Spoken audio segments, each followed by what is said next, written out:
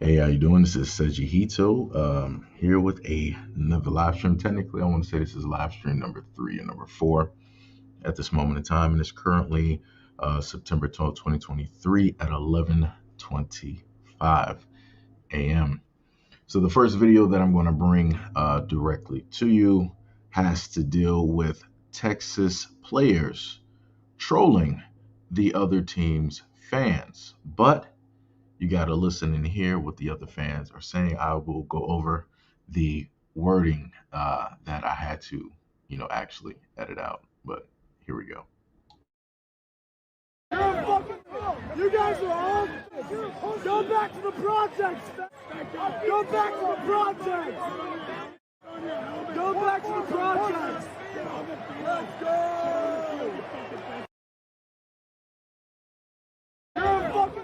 You guys are all. Go back to the projects. Go back to the projects. Go back to the projects. Let's go.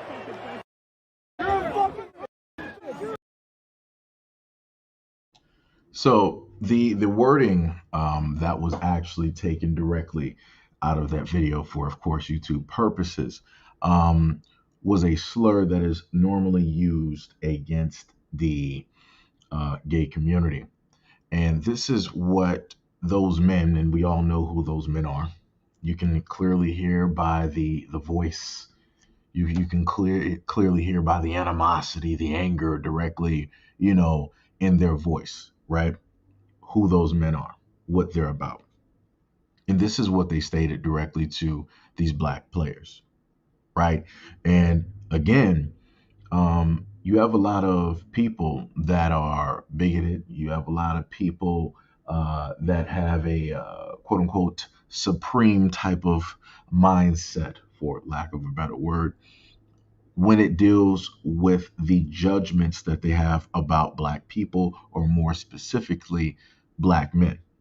Right? You heard the men clearly say, go back to the projects, go back to the projects, go back to where you belong, right? Because they're angry about what's taking place directly on the field. So they're trying to uh, use their normal way of thinking in order to try to get to the young men there. And you clearly saw the young men, they were just sitting up there with two of them. They just like took it as like, whatever. It's like, you're not on this field, so it don't matter. You up there in the crowd, right? So you saw them basically playing around with it and whatnot or whatever. Now, some people would probably go to the furthest extent and try to say that, oh, well, they're acting weak and they're this and they're that. They won't even try to defend themselves. If that was me, well, I'll say this: these young men who have a career, some of them might have a full ride scholarship or what have you. They have an opportunity,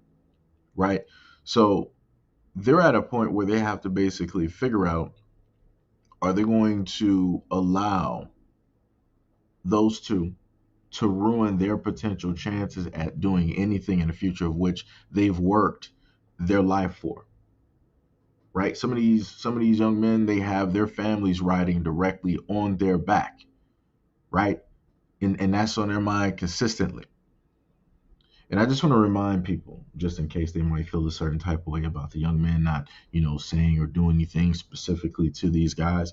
At the end of the day, any or everybody that decides to state that, oh, what they would have done or what the young men should have done, at the end of the day, you're not going to pay for their family. You're not going to be there for their family. You're not going to generate no type of money for their family. You're not going to sacrifice blood, sweat, and tears for their family.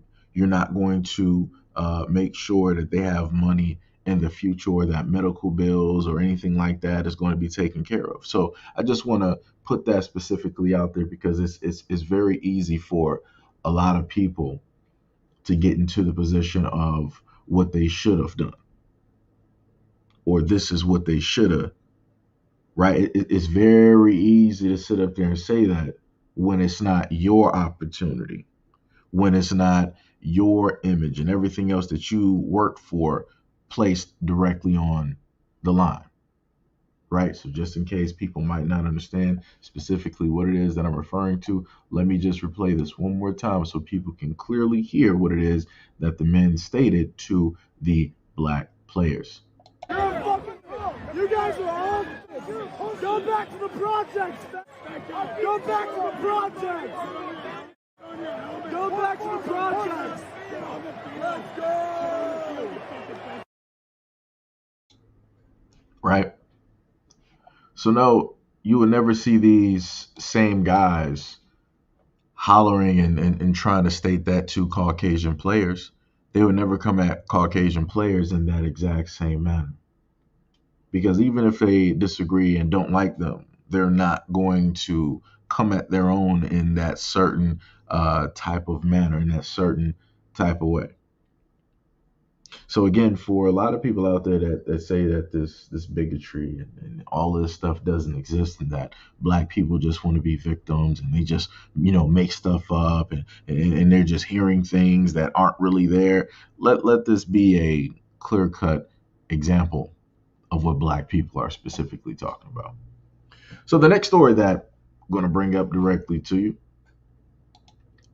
has to do with a Karen getting mad about a guy parking on a public street. So before I get started, let me just read what I was able to find on a lawyer website, right? They stated that rules governing parking.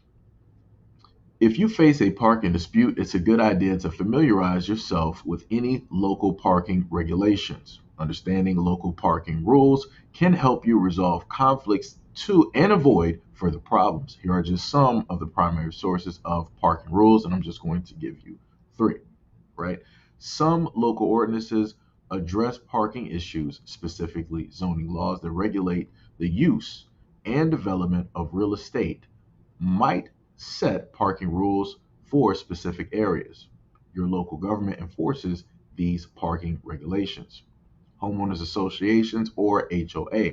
If you live in a private neighborhood with an HOA, you probably have another source of parking rules. Look over your HOA's covenants, conditions, and restrictions, or your CC and Rs for rules about parking spots, allowed vehicles, or other matters. So then the other thing that I also wanted to list is this: parking issues. Depending on the kind of neighborhood you live in, here are some of the parking problems you could face. A neighbor says you're in their spot on a public street. Your neighbor is probably wrong about this. Generally, your municipality or state owns public roads. Individuals don't have property rights in public streets, such as holding a specific parking spot. You have the right to park anywhere you want if it doesn't violate local parking ordinances. Number two, a neighbor parks in front of your house. If you live on a public road, there is probably no issue with your neighbor or their guests parking on the street in front of your house. Parking rules might be stricter if you live in a private neighborhood or have a HOA. Number three, a neighbor takes your parking spot. If you live in an apartment complex, condominium, or other planned neighborhoods, there may be rules about resident parking spots. Check your neighborhood rules to see if there is assigned parking that your HOA or property manager can enforce. So with everything that I stated, keep that in mind as you hear this video. On my car, I'm parked at my homeboy's crib, and I get this letter: please do not park in front of our home. So I went and knocked on the door and asked why. It's a public street, and she says she owns this parking spot. She owns it. This guy right here is on my property. Because I knocked on the door. Coming and knocking on my door and causing us problems. I don't know who this guy is, but he needs to leave. And I asked Can why you was leave she. my property? I'm not on your property. Leave my property. I'm not on your property. Sure, leave my property. I'm on the sidewalk. I'm a public. Leave my property. I'm on public property. You need to leave my property. I can stay right here. Okay, that's it. That's it. I've had enough. Why are you laughing? Because that's the rudest shit I've ever seen in my life. You are the most ridiculous person. You're parked in front of my house. I left a note. Don't park here. What? This is a public street. This is a public street. This is a public street. So of course I'm gonna knock on your door. Then I'm gonna put a note on your car. Don't park in front of my house. This isn't. This is. Where does it say this is property of? 28455 Hidden Hills, right there. That's your property. That's my property. No, it's not. No, it's not. Can you leave? No, it's not. You don't live here, sir. It doesn't matter. I'm visiting. So do you do this for everyone that comes and visits? No, but there's people who park in front of my house. It doesn't matter. Can you please leave? Oh no. This is. I have every right to be right here. You have right. Now, that one part I just wanted to stop real quick. Remember how the man asked, he was like, yo, do you do that to everybody that parks here? You heard the response to the guy. He was like, well, no.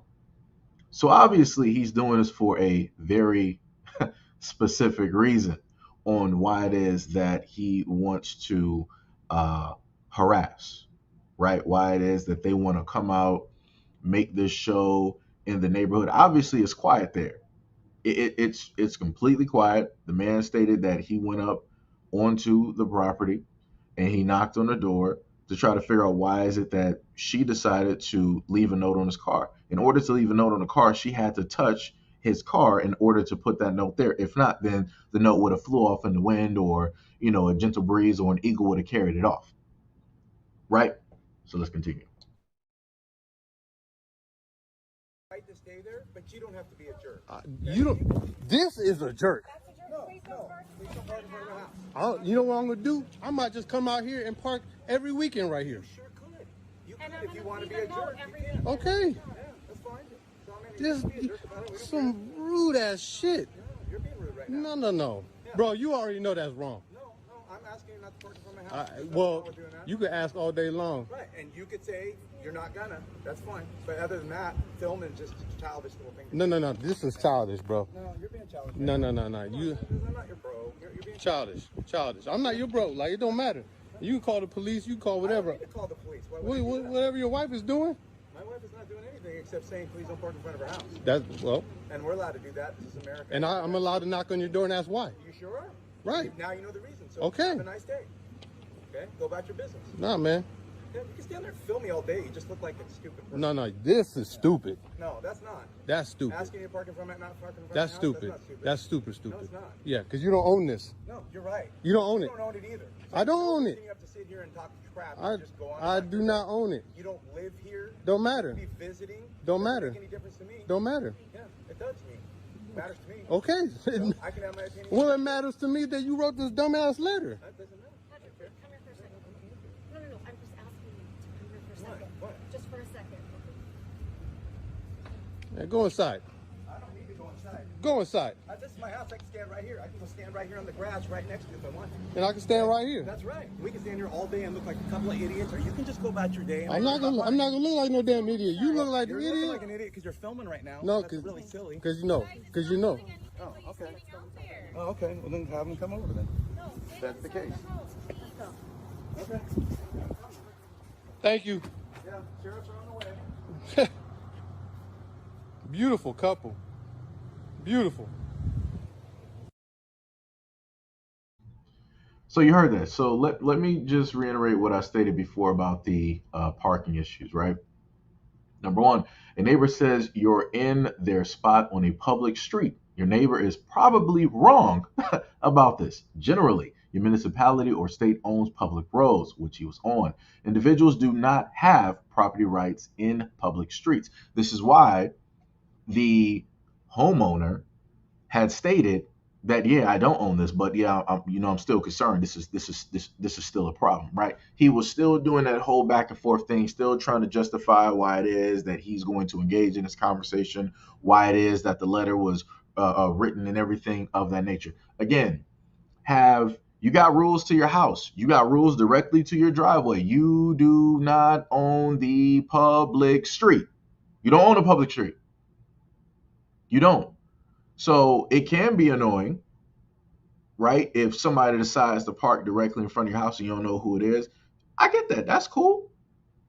No problem. Everybody has been through that. But you don't own it.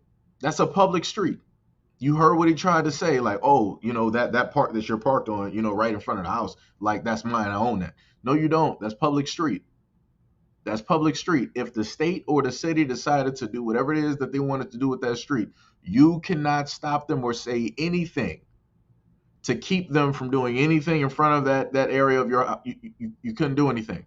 If they decide to replace the curb, guess what? They're going to sit up there and decide to replace that curb. They can do that. They can take up the curb if they want to, because they can. Like I said, that is public street. Public street. Like, again, people get this confused. Just because you got a home on the block doesn't mean that you own the street. You don't. You do not own that at all. Again, going to number 2, a neighbor parks in front of your house. If you live on a public road, there is probably no issue with your neighbor or their guest parking on the street in front of your home. Again, the man stated that he was visiting somebody. He had parked right there, right? So the man he was visiting is obviously a neighbor, because he is across or within the same block, whatnot, or what have you. There realistically should not have even been a note on this man's car at all. It should not even realistically have been a problem or a conversation. But because they're so bored and nothing more than likely exciting actually happens in that neighborhood, this is what people like to do. This is what bored people like to do. They like to cause issues. They like to cause drama where there is no issue or no drama, just so they can have something to talk about for the rest of the week or the weekend with their friends or whoever they just so happen to come by, just so they can bring up something to make it seem like, yeah, it was really exciting. It was riveting. And it wasn't. It wasn't.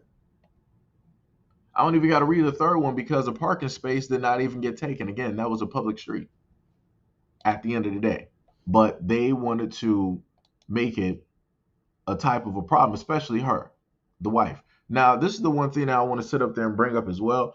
For whatever reason, she decided to come out the house like that. And if people don't know what I'm talking about, again, those are inside shorts. That's technically, for all intents and purposes, technically that's basically underwear. But that's like inside wear. If you come outside as a woman and you're readjusting the garments that you're wearing, obviously you should not be wearing them. Literally through that 3-minute video, she was readjusting herself about a good 3, 4, 5 times, which made no sense. 1,000% crazy. Like, you're going to come out, first of all, you're going to come out the house dressed like that, and you're going to try to have a conversation with a man. First off, you were in the wrong right there.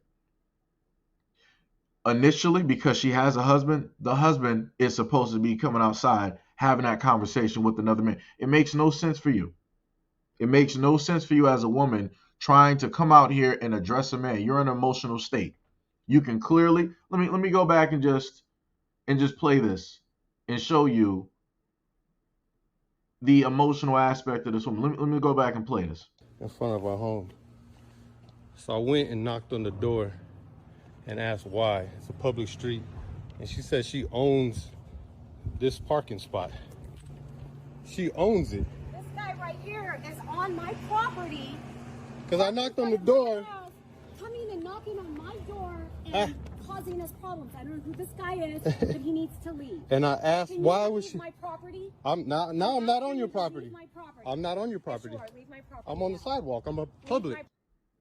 See how she's coming through, trying to have some base, trying to be all aggressive. This guy is on my property. He needs to leave. I need you to leave. No, go get your husband. If this is really a problem, if this is really an issue, then you should have really allowed your husband. Your husband should have been the first person out there. Then you come out there second.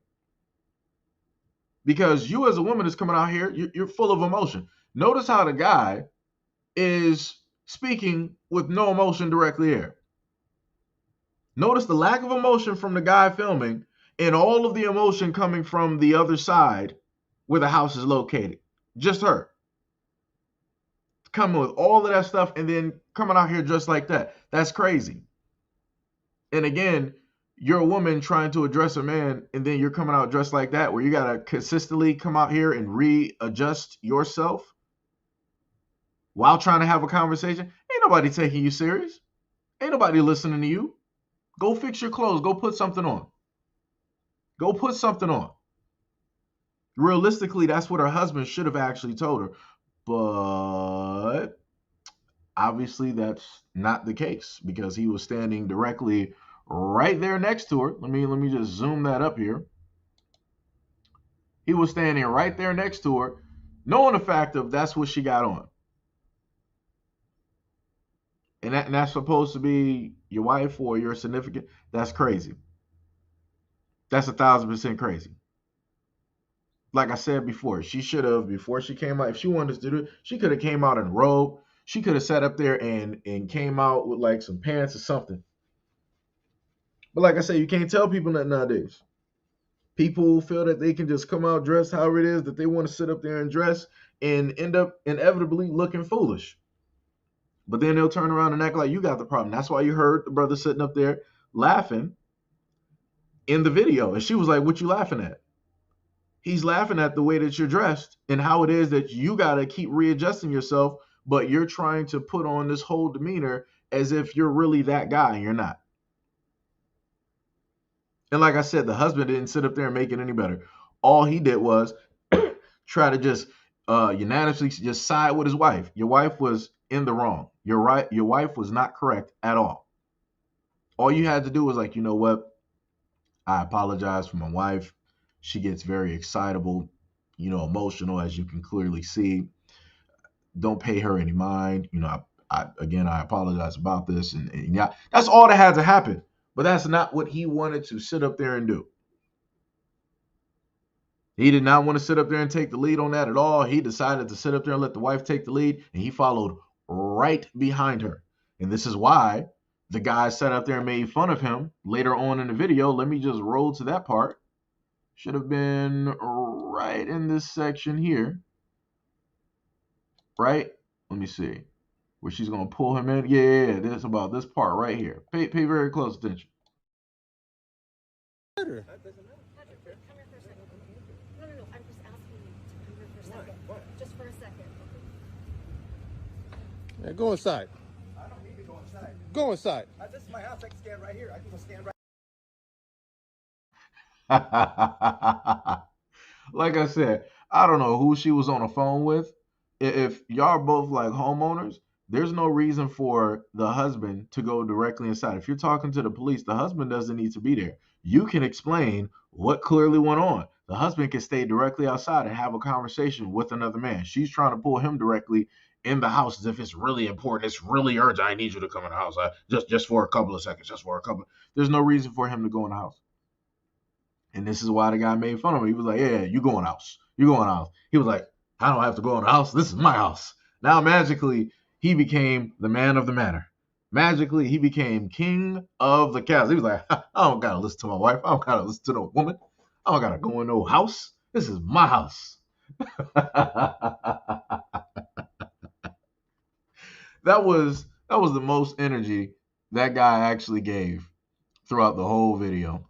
And this is when he started getting, all brave. And he was like, you know what? I can just, come directly to, the grass, and we can both be looking foolish. You'll be sitting up here, taking video like a fool, and we'll just look like fools together. It's like, okay. The husband played himself. 1,000%, the husband played himself. Because again, I'm just going to reiterate. Number one, the wife should have never came outside the way that she was dressed. Number two, she should have never came outside and decided to leave a note on the man's car touching his property. Number three, the wife should not have come outside the house for a whatever time, second time, whatever, coming to having a vocal interaction with a man. Those are three things. Again, I need other women out here to pay attention. That is not what you do. If you're single, so be it. It is what it is. You don't got a boyfriend, you don't got a fiance, you don't got a husband. All right, no problem.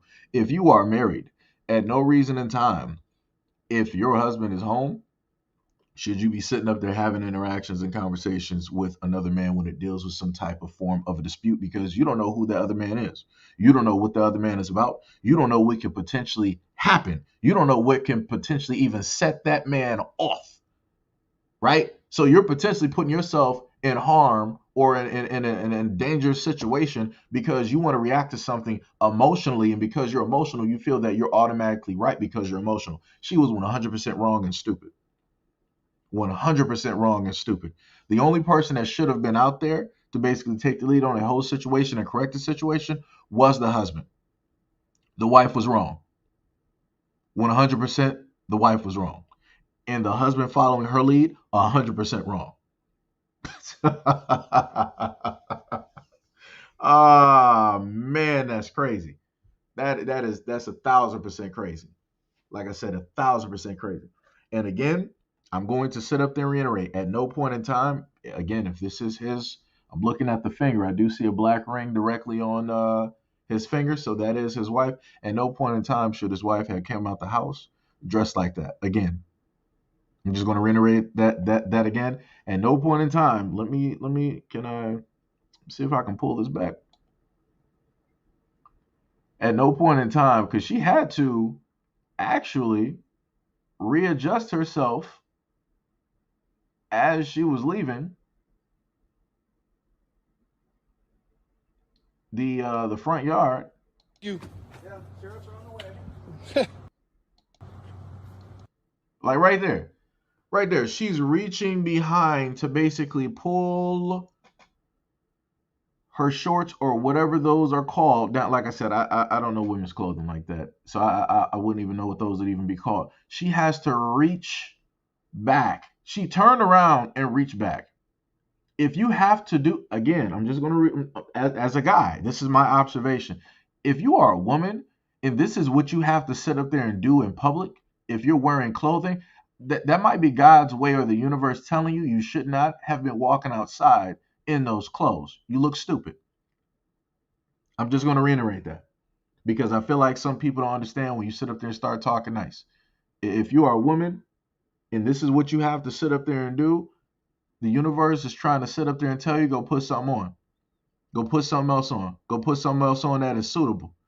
Because nobody should, like I said, like I said, this is the nonsense that we're working with at this moment in time when we're dealing uh, with this world. Like I said, the husband should have took the lead 100% on every single thing. Every single thing. Frederick Hudson said this could have been a deadly encounter. Macho egos get violent. Nah, nah. The guy filming was actually pretty sensible. He wasn't in a emotional state. The only person that was emotional next on almost the same level as the woman there was the husband. Because when the guy was like, "Yeah, you go inside," and the reason why he came back and he did that to basically get at the guy was because originally he tried to call the husband called the man stupid and a few other things. So it was a little back and forth, a harmless back and forth type of thing going on. But again, the guy filming wasn't saying nothing too abrasive that was going to cause a ego or a type of problem to that extent. And I'm going to say, because I looked at the guy's IG, that husband was not really trying to see that guy. I'm just gonna, just gonna let you know that husband, it wasn't gonna work out for him. Wasn't gonna work out for him. That husband probably hasn't worked out since he was probably 19. The other guy, he's in shape. So again, the husband really, no. Like I said, it was not going to sit up there and even work out like that.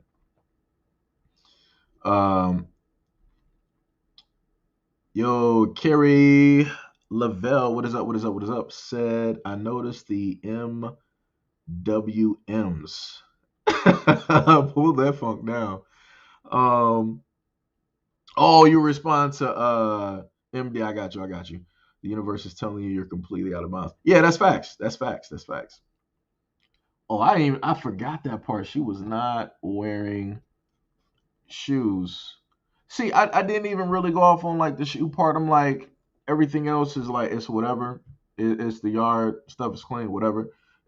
It's whatever it is on that. I'm focused on the main part of that little piece of clothing, and I'm like, if she used to go out in public, and let's say if she was taking like an Uber or transportation, I've seen women with clothing like this on, and they'll take public transportation, they'll take Ubers or what have you, and I'm like that. Yeah, I'm like, yeah, no, no, that's not it. That's not it. That's not it. Like I said, I look at I to a certain extent, I'm a germaphobe. So it's like I'm looking at stuff and I'm like, yeah, all I'm seeing is germs. I'm like, that's a thin piece of clothing from your body, the clothing to whatever hard surface that you're sitting on, and that stuff being able to get transferred just like that. I'm like, yeah, nah, son, you need some pants. You need some pants. Yeah. MD, yo, what is up? What is up? What is up? MD said one came to work not too long ago. Wow, that's crazy. Kerry said, for a woman, we know a trash bag when we see call that woman a trash bag. Oh my goodness. Oh my goodness. All right, so I got some other stories here. Now I'm going to just touch on some different ones here outside of the ordinary here. So we got a shiny golden orb found 2 miles deep in the Pacific. Stumps explorers. What do you think it could be? They stated that a strange object resembles a smooth golden orb that deep sea explorers have found last week off of the Pacific coast of Alaska has so far defied scientific explanation. Researchers at the National Oceanic and Atmospheric Administration, or NOAA, made the discovery August 30th while using remotely operated vehicles to scour the seafloor as part of a larger ongoing expedition to record and study areas never before seen by humans.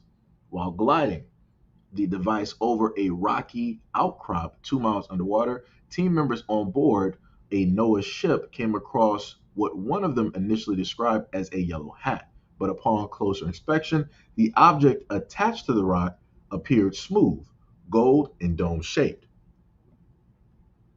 The perplexing find stumped the team, who more than a week later are still unraveling the mystery. Is it a spongy attachment, coral, or an egg casing? As the mysterious object captures the public attention, even NOAA's official research account has gotten in on the fun, posting on X, formerly known as Twitter, that scientists are trying to crack this golden egg mystery. Like I said, that is pretty. That looks pretty interesting. Would not be able to tell you what that could be. If scientists don't exactly, they probably do know, but they're just not going to say specifically what it is. But I will highly say that that is pretty interesting that they would just magically find something like that down there. Like I said, you got all types of sea life that nobody has ever seen before, some of which came from like the deep sea, and people thought that it was extinct for a very long time. You never know. You never know. So from the picture, y'all can potentially write what you feel that may be in the comment section. So the next story that I got directly for you guys is this one here. Rugged mountains taller than Everest lurk deep inside of the earth. And this is on National Geographic, just in case anybody wants to look at that. This was something that I actually ran across um, earlier. I might actually, hold on. Now I'm going to have to copy this and put it in a different browser real quick.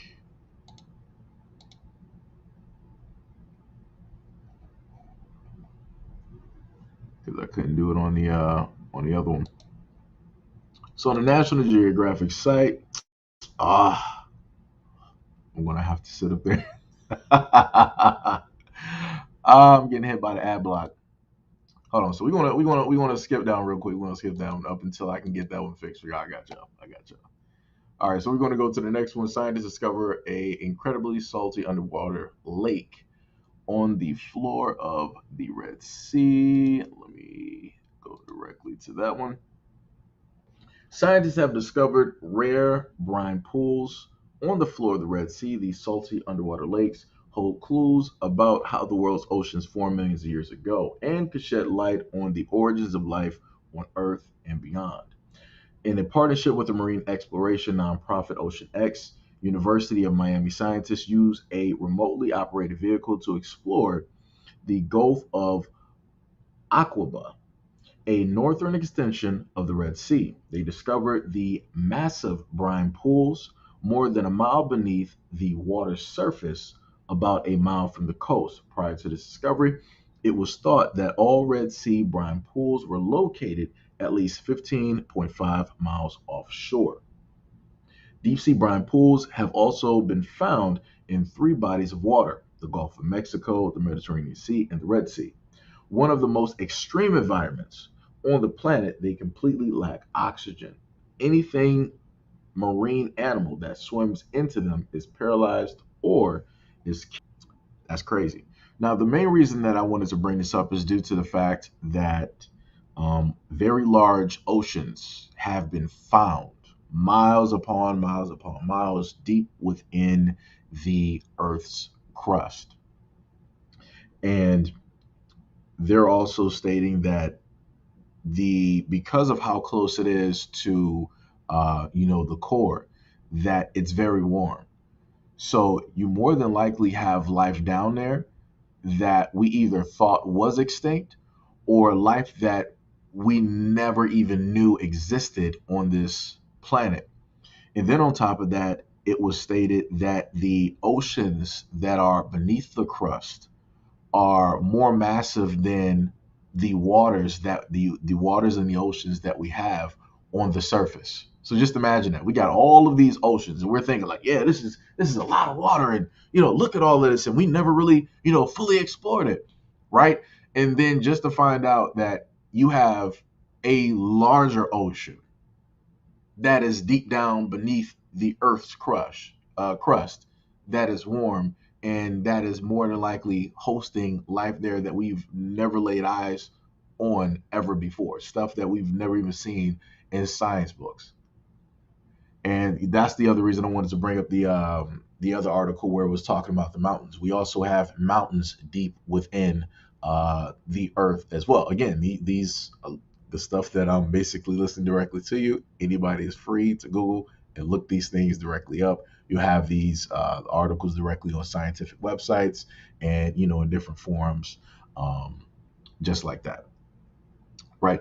So the other one I want to bring up and reiterate to a lot of people, this is something that I brought to you guys before, and I had to deal with Australia to become a completely cashless society by 2024.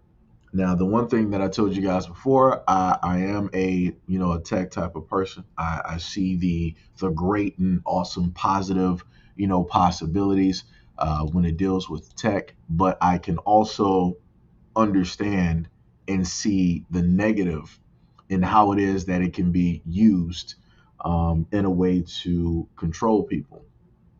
And making something or turning something into a cashless society is bad. It's never a good thing because that means that we will 100% depend strictly on the government.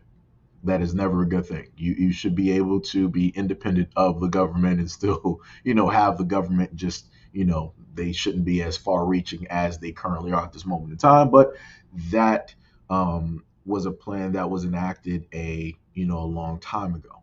Because again, they happen to enact a lot of these plans and they will play a lot of these things out and they will orchestrate a lot of things in order to make sure that these things are happening, and also in order to make sure that things are people are pretty much comfortable with this. Or if you're not comfortable, you're just going to have to accept it as it is. So in the article they stated that a new report predicts cash will be mostly be phased out within just 3 years in Australia, as they ditch the notes and coins for card-only transactions. According to the latest annual global payment report by fintech company FIS, Australia will be mostly cashless within a few years, with the research projecting only around 2% of transactions in Australia will be cash by 2024, a large drop from the 8.3% back in 2020. They stated that concerns around the pandemic transmission with cash transactions during the pandemic has sped up their move to card only payments. While cash made up more than 20% of transactions worldwide in 2002, cash transactions fell by 4.4% globally between 2019 and 2020, which is pretty much when the start of the pandemic was taking place. Quote, the pandemic accelerated the decline of cash by over 3 years, exceeding in 2020 our previous projection for 2023. The pandemic is accelerating the pace of cashless decline faster than ever, the most bullish projections stated. Even though there's no evidence to suggest a steep move towards a cashless society, Woolworth's trial of completely cashless stores from June of 2020 to March of 2021 was met with customers' backlash, prompting a major supermarket to end the controversial trial in its inner city metro stores in Melbourne, Sydney, and Brisbane. Quote, we have listened to your feedback and are now accepting both cash and card payments. FIS report also predicts that Australia will continue to embrace buy now, pay later products such as Afterpay, with the market shares of the transaction predicted to double from 9.5% in 2020 to almost 20% in 2024. Sweden, Denmark, and Hong Kong are projected to be taking the lead as cashless nations, with Australia following closely in fourth place. Last month, the Reserve Bank of Australia reported that cash withdrawals are not plummeting, even though the share of cash payments has dropped. The 34.7 million ATM withdrawals made in December of 2020, worth $9 billion, indicates that there's still ongoing support for cash. So remember, they sat up there and just told you that you got Sweden, Denmark, and Hong Kong, and fourth to basically lead this will be Australia when it deals with a cashless society. You can pretty much bet that you're going to have the United Kingdom follow after Australia, and then you're also going to have Canada follow directly after Australia. Last but not least, you're going to have the United States.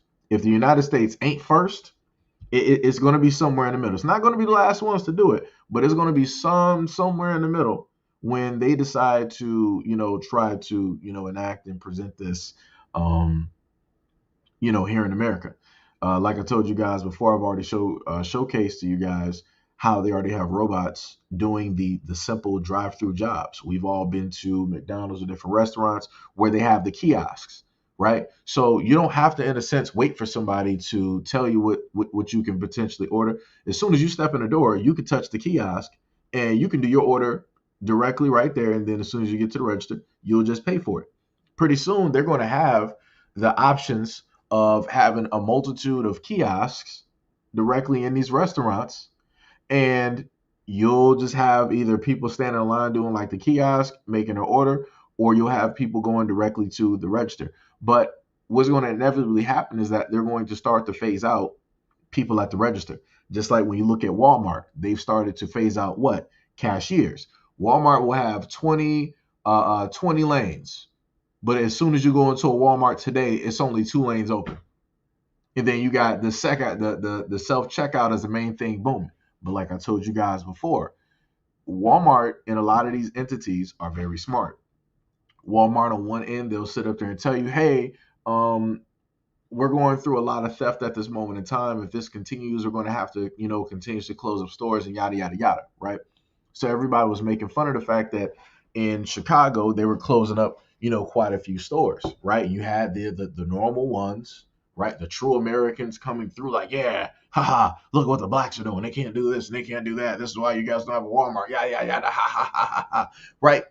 Having a good old party, laughing it up, but not even realizing that this is all a test run because they're looking to see how the reactions are going to take place with them closing up these Walmarts and in a sense turning some of these areas into food deserts, therefore causing a migration to take place. And it's like a lot of people don't even understand what is specifically taking place. And then on top of that, a lot of people don't even understand what's happening with the closed up Walmarts either as well. And the other thing I listen to people is the fact that whenever you have any of these big stores or whatever it is, corporations come directly into a town or a city, they initially start absorbing and taking the money of the mom and pop shops, right? The mom and pop shops, they need the communities in order to survive. But if the communities are going to a Walmart or a Super K, whatever it was, or whatever it is, then guess what? There's no reason for the mom and pop shops because you're all going to sit up there and go there. So whenever they have recalls on certain types of vegetables or foods, guess what? You're going to have to sit up there and deal with it because you don't have no more mom and pop shops. Your chances are might not even have any more farmers markets. Why? Because a lot of these large corporations are going to inevitably start leasing or what have you with the farmers to basically have them bring their groceries directly there and put them up for sale.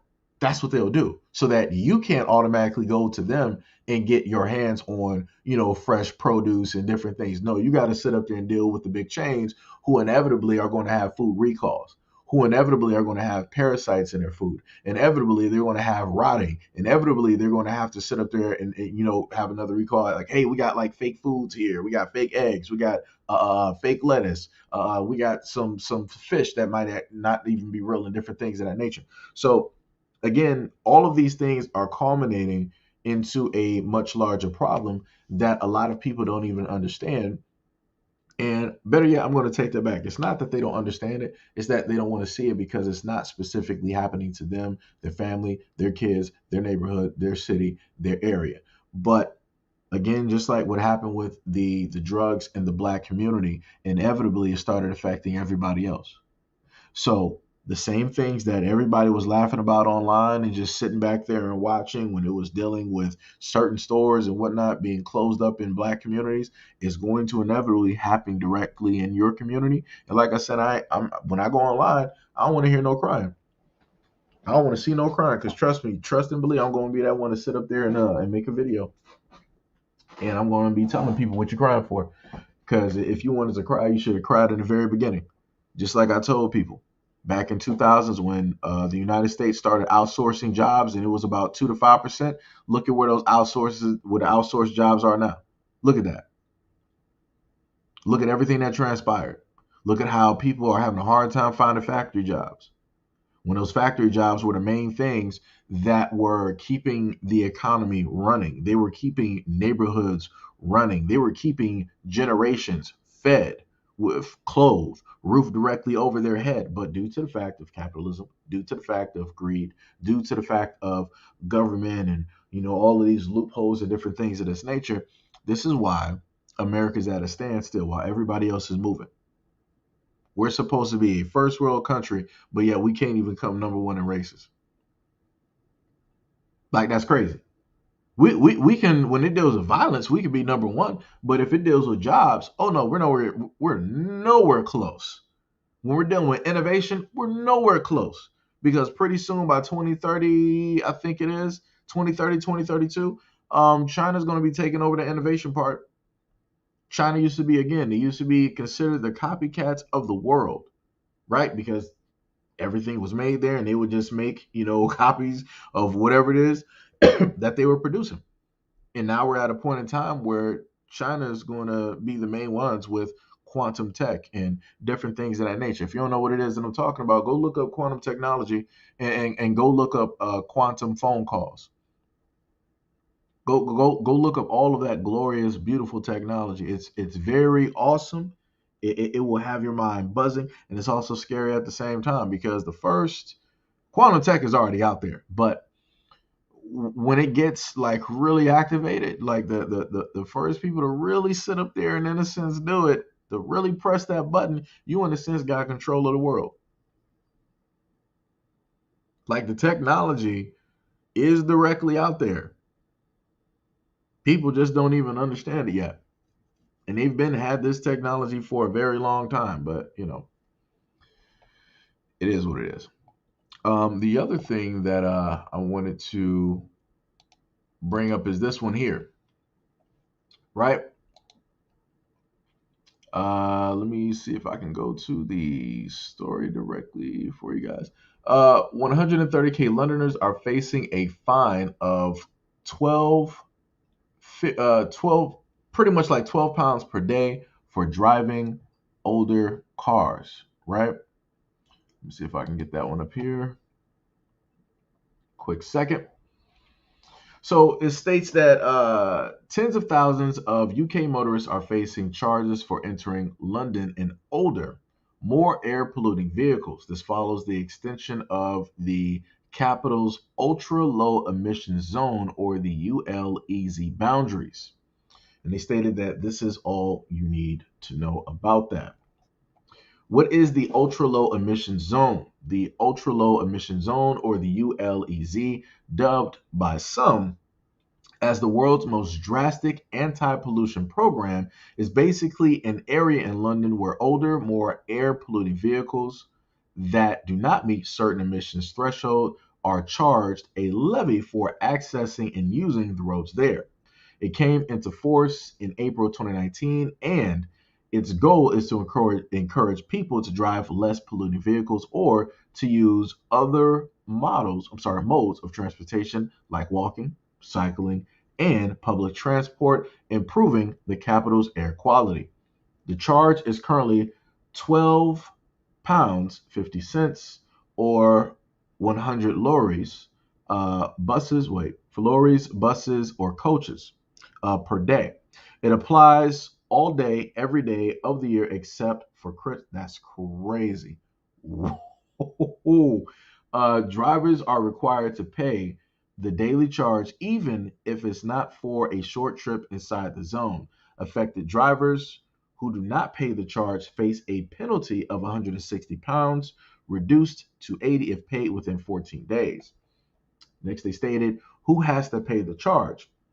Whether a driver has to pay the charge or not is dependent on the amount of nitrogen dioxide, or NO2, their vehicle emits. This is something that is generally linked to the car's age. The majority of diesel-powered cars registered from 2015 are typically exempt from the charge, as are most petrol-powered models registered from 2005. So what you are in a sense seeing here in the upper corner, in the upper left corner directly there, you are looking at all of the cameras that they put up in the area, right? It says that this is a map of the ULEZ cameras in London. The ones shown in black are the ones that have already been disabled by the Blade Runners activists in London. These cameras were installed to find and fine older cars, right? So you could probably see about, maybe you might have like somewhere close to like 100, if not a little bit over 100 cameras that have been taken out. All the cameras that are black, those are the Blade Runners, which are the people that you see to the left at the lower bottom, where they take down these cameras, where they check and look for the cars, and then they can, directly find the person almost 365 days of the year for, 12 pounds, pretty much per day, except for Christmas. The Blade Runners basically go through the streets, through the areas of London, and they cut down those cameras. Now, some people will sit up there and say, like, I don't see why that's a problem. They're trying to, they're going against the law, they're going against the government, all this other type of stuff, yada yada yada. What the government is in a sense testing out and doing is that they're controlling or trying to tell you what it is that you should drive or how it is that you should drive, right? They're like, we're going to fine you for cars that are of this certain age.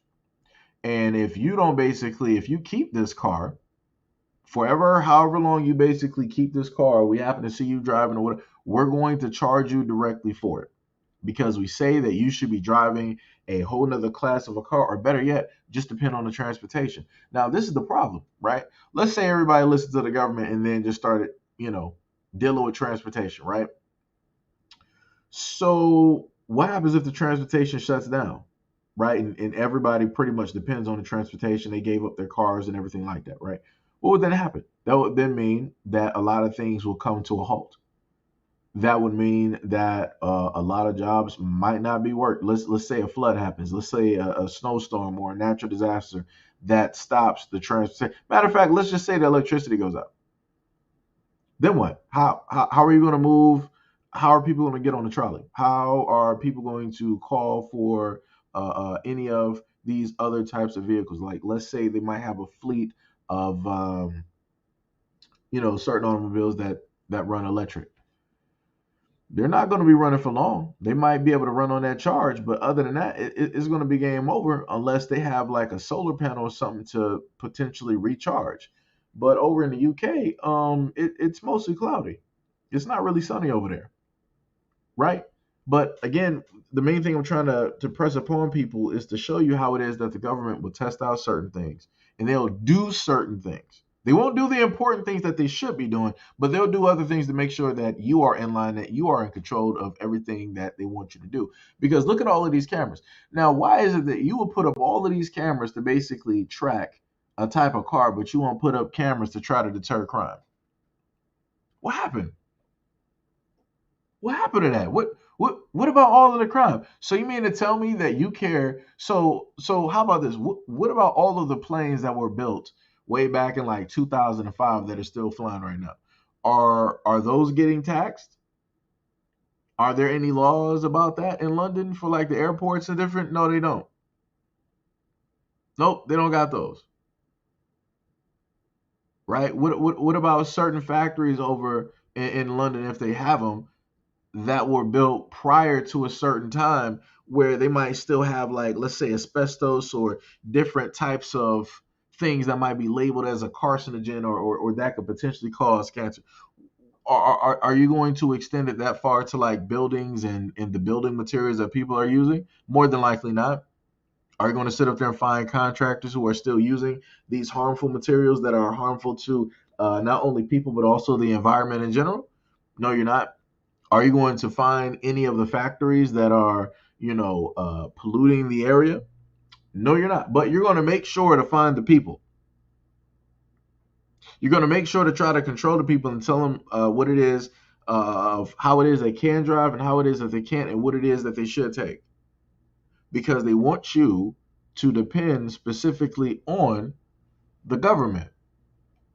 And we all know how that works out. It's usually never good. It's usually never good.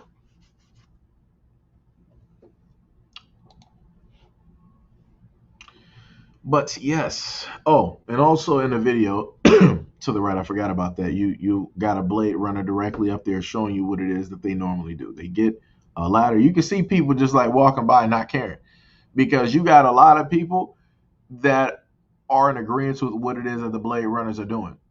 Because it's like it's preposterous that you would have the government trying to do and pass all of these things, trying to specifically control people and tell them what it is that they can and can't do. But who watches the watchman? That's the main thing that I told people before. If the government is watching us, then who's watching the government?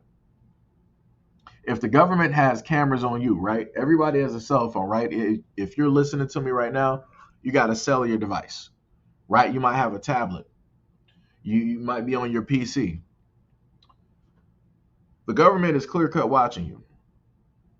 Just to let you know, just in case you might not really know, you might want to go back and look at the Patriot Act, and you might want to look at a lot of the things that happened during the earlier 2000s and all of the freedoms that people set up there and gave up from those points in times, just so they could sit up there and fight an invisible enemy that the world told them that this enemy does have a face, but it never did. Because the main people that's telling you that you got an enemy that you got to be worried about, they were talking about themselves. So they had everybody out here worried and fearful and chasing ghosts, chasing the boogeyman, chasing something that did not specifically even exist. But yet here we are. We're in a society now where everybody's under some type of form of surveillance. Like I said, Facebook went to court, or they were in front of the whole world, and they were found out to be doing what? Collecting everybody's information and selling the information, making money off of it. And this goes back to what I told y'all before about how there are systems in place where everybody can make money off of you but you. Me, you, everybody is meant to, in a sense, be a slave in order to work for the higher class so that they can make the money and do the things that they specifically want to sit up there and do. Right? So again, if people don't believe me, we can go to what was the name of the yes, we can go back. I got to get the picture real quick.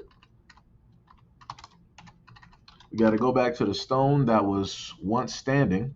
I'm not sure if they even put it directly back, right? But we can go back to the Georgia Guidestone.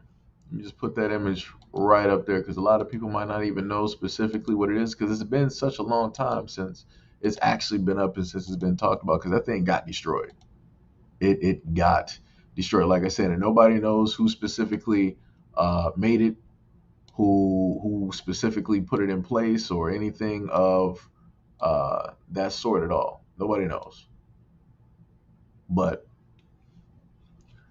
this is the Georgia Guidestone. It had a whole sundial and all of these other great things on there. It had a multitude of languages on there. It had rules to basically live by. And one of the main things that stated on the Georgia Stone was that the world's population, I think, what was it, to be no more than 500 million?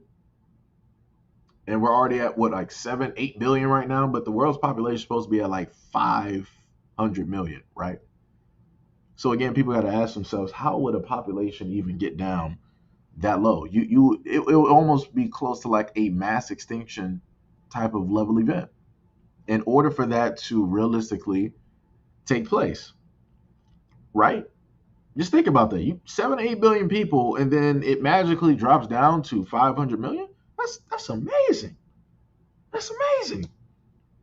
And remember, they once basically told y'all that it was easier to kill 1 million people, right, at one point in time, than it is to control. But now it is easier to control 1 million people than it is to kill them. Why is that? Because technology and society has changed. If at a moment in time that they wanted to start rounding up millions of people, everybody would be taking notice. Why? Because we got Instagram, we have TikTok, we got YouTube, we got Twitter. We got all of these places where this information can go in and out all over the world. And it will bring a lot of attention, which is bad for business, right? So what are they going to do? Well, we're going to switch with the times and we're just going to work on controlling people a multitude of different ways. We're going to use divisionary tactics. We're going to use psychological warfare. We're going to, do things, specifically with the food. We're going to spray things directly in the atmosphere. We're going to, put out, war propaganda. We're going to have people fearing and looking up, down, left, and right. We're going to have people looking everywhere, but realistically, where it is that they should be looking. This is when I told people before that a lot of the things that we happen to look at are distractions, deliberate distractions, and they're placed there on purpose. They're placed there on purpose. Like, people really have to understand and actually see how these things just so happen to work. Like when certain, situations are quiet, like case in point, going back to the brick lady, right?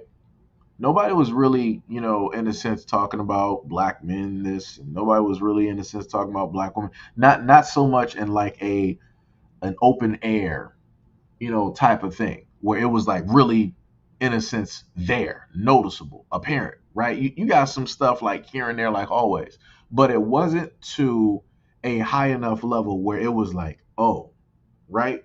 We haven't seen that for a little bit of time because it kind of died down because people were focused on everything else. Because what did they sit up there and tell you guys was going to happen this winter towards next year? it was going to be a three-demic. They said that a three-demic was going to sit up there and transpire and take place. So they told people to sit up there and prepare and all these other types of, again, to breed in that fear, to start all of those things all over again, to start stressing people's minds and their bodies out, right? Because the moment in time that you just so happen to be mentally stressed out, your body is going to react directly to that stress because your mind is the key to your body. So, however, your body, your mind is molded by whatever energies or news that you're getting. That's what I mean by energies. If you're getting negative news, that's negative energy that is being delivered directly to your mental, and your body is going to react to that negative type of thought, that negative type of energy, and your body is going to reflect how it is that you feel mentally. Right? So this is why I sit up there and tell people you gotta, protect yourself when you go directly out here and you're bombarded with a variety of different types of news and different things of that nature, because you're being worked consistently. Just like I showed y'all before, how kids are getting advertisements thrown directly at them left and right and all these other types of things. It's the exact same thing for the adults as well. It's the exact same thing. Like I said, it's a full frontal attack directly out in the open. What did they sit up there and tell people? If you really wanted to hide something, you don't got to worry about hiding nothing in the book anymore. You hide it in plain sight. So everything that they're doing, they're literally doing these things in plain sight. They're doing things directly to the water. You got chemical warfare that took place in the United States on American soil by way of East Palestine, Ohio. What was the other story that they just had? Let me see if I can find that, and I can probably post that up directly to you guys. I could have sworn I just saw a story about plastic that was just recently burning. Let me see, plastic fire.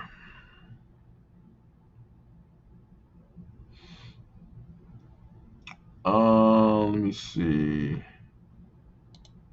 What was it? Was this one in the United States or was this somewhere else? Let me see. I'm looking this up really quick. August 6th. I think this is in a different area though. But there was a plastic fire I had just recently came across. I forgot where it was located, but you had a giant plastic fire that was taking place. So you got plastic fires taking place. You got the thing in East Palestine, Ohio. You got, uh, the pollution, from East Palestine, Ohio, going through the creeks, going through the aquifers, going through the water in the area, in the air. Like all of that stuff is residual, is still there, because it's impossible for any government agency to sweep through East Palestine, Ohio, and to just clean everything. They can't do that. It's just not going to sit up there and happen. Like I said, it was to the point where I showed you guys videos about East Palestine, Ohio. If you throw a rock or a brick directly into creek water, you will see the chemicals come directly up from the sediment that was settled in the creeks. I'm pretty sure if you were to go there right now and you were to take a stick and start stirring up the water in the creek, you will still see those chemicals. Like I said, the amount of things that are happening and specifically taking place that they are doing, and it's like people are not even paying attention to, is crazy. Better yet, let me take that back. I'm not going to say that people aren't paying attention. It's just to the fact that we're at a point that people are desensitized. We're desensitized to the point where it's not even people are shocked anymore. They're waiting for like the next large thing where it's like, oh my God, type of thing. If people hear about another derailment of like some chemicals in a city, they were like, oh wow, that's crazy that happened, right? That's going to be a reaction. No, nobody's going to be out there trying to protest, trying to do this, trying to ain't none of that's going to sit up there and happen. Like I said, that's a problem. This is another reason why when it deals with other countries, you don't really see the United States showcasing the fact that other countries have been having these long protests for years, where people are literally fighting with their governments and different things of this nature because the governments are not doing what it is that they're supposed to be doing. And the people know this. And they're like, yeah, we're not about to let you sit up here and control us and feel like you're about to do whatever it is that you want to sit up there. Like, you have people losing lives out here throughout the weeks, throughout the days, throughout the months, throughout the years, protesting, going against the government. And this is consistently happening. The only difference is that in the United States, just like I showed you guys with TikTok and other social media platforms, how certain things are in a sense like censored, or it doesn't get shown as frequently, or it's shadow banned when it deals with the information. The United States does the exact same thing too. When you do your Google searches, different things of that nature, they'll make sure that they'll have certain things show up on the first 10 pages, on the first 5 pages. That's not 100% related. It's close, but it's not 100% related. Because again, they're going to control that information because they don't want people getting the idea of, hey, well, we don't want y'all to end up starting riots directly over here. We're good and all this. But they'll make sure to bring up some other news to basically try to state or give a justification for the riots. They won't tell you the actual 100% true, but they'll tell you some other stuff. So this is why you got to start looking at alternative sources when it deals with your media that is, directly outside of the United States grasp. This is sort of close to what it is when it deals with Canada, how it is that they control like the media and what it is that people are able to see, just like what it is in North Korea as well, how it is that they control the whole internet. They have two separate internets. They have the government internet, which is pretty much the World Wide Web and everything else. And then they have the North Korean internet, where there are only so few things that people are literally able to go to and from, where they can see, they can monitor, they control everything that is up there. They do that with the exact same laptops. They don't have normal laptops. They got North Korean laptops. They don't got normal cell phones either. They got North Korean cell phones. So like I said, every single facet is completely controlled because in order to control a group of people, you have to make them ignorant. You have to deprive them of certain types of information so that they can't make certain choices or look at things a different type of way because they don't got nothing to compare it to. For all anybody knows, people in North Korea pretty much think that North Korea is pretty much the world. That North Korea is pretty much the biggest continent directly on this planet, just strictly by the way that the government is in a sense run. And the other thing, like I told you guys before, is that whatever you just so happen to see, let's say in Australia, North Korea, Canada, things of that nature, it's going to, if it's not already here in the United States, it's going to make its way here. It's going to make its way here. The only difference is that the government is more careful about how it is that they try to corral and the people and different things of this nature, right? And the reason I use the word corral is due to the fact that if you look at the United States highway system from previous and you compare it to now, or you look at a lot of your roads and notice how they're continuously working on the roads and how certain things will lead other places and now they don't really lead to those places. They got people pretty much going in circles, going to specific to and from areas versus actually having an option. Again, that's them out in the open corralling and making sure that you can't really, if you actually needed to escape, you can't really escape. You can't really sit up there and run unless you take some off-road, type of beat. And even then, you're still technically limited depending, on your location. It's only so far that you'll be able to actually go. So, I'm just bringing it up because, it's for me, it's a little bit reminiscent of Maui, of Hawaii, how the people there were basically corralled into one area and they were not able to escape because the government made sure that they weren't going to be able to escape.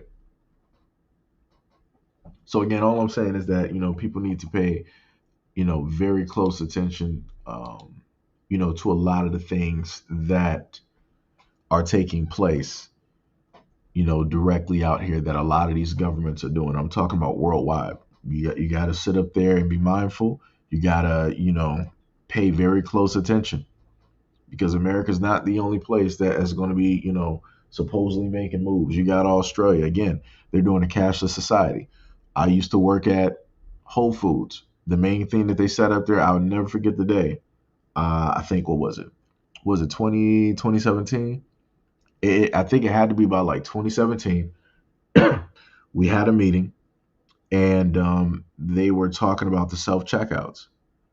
And I had brought up the whole thing dealing with the cashiers and the jobs. I'm like, well, if y'all got self checkout, there's no reason for y'all to have cashiers. Like, that's realistically going to like take out the jobs. And a lady was trying to really, the head of the store was really trying to reassure us, no, no, no, it's not going to replace or take anybody's job. There's no need to worry and all this other. It was a straight bold faced lie, and I knew it was. Like I said, I'm a tech type of guy. I'm not stupid. Like I said, I'm not stupid. All of these corporations are about, number one, right? They're about keeping in the money, and they're about paying as little money as they have to sit up there and do. So for a lot of women, again, I'm going to use women for an example.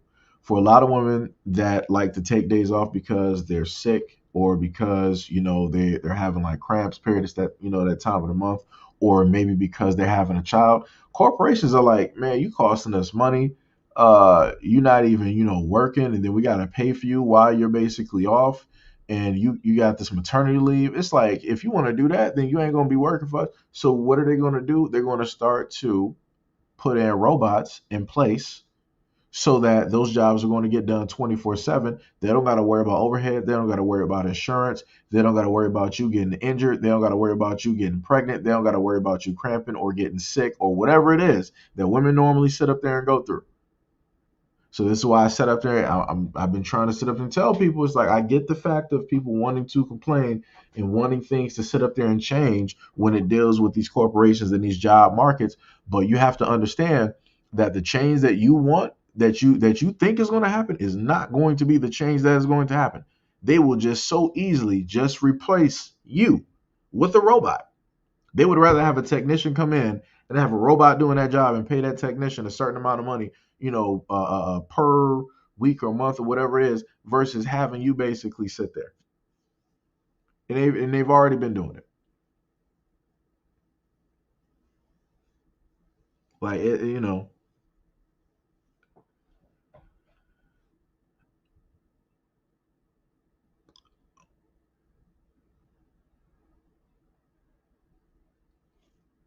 yeah, I don't even know what that is.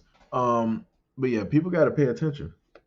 People have to, pay very close attention. Again, like I told people before, the best thing for a lot of people to do at this moment in time is go learn a skill, go learn a trade. That is something that is forever, and you can move anywhere around the world with that trade. Once you got it, you got it. You can start up your own business. You can work for somebody else. You can move, save up money, and move somewhere else and start up a business there. What not, or what have you.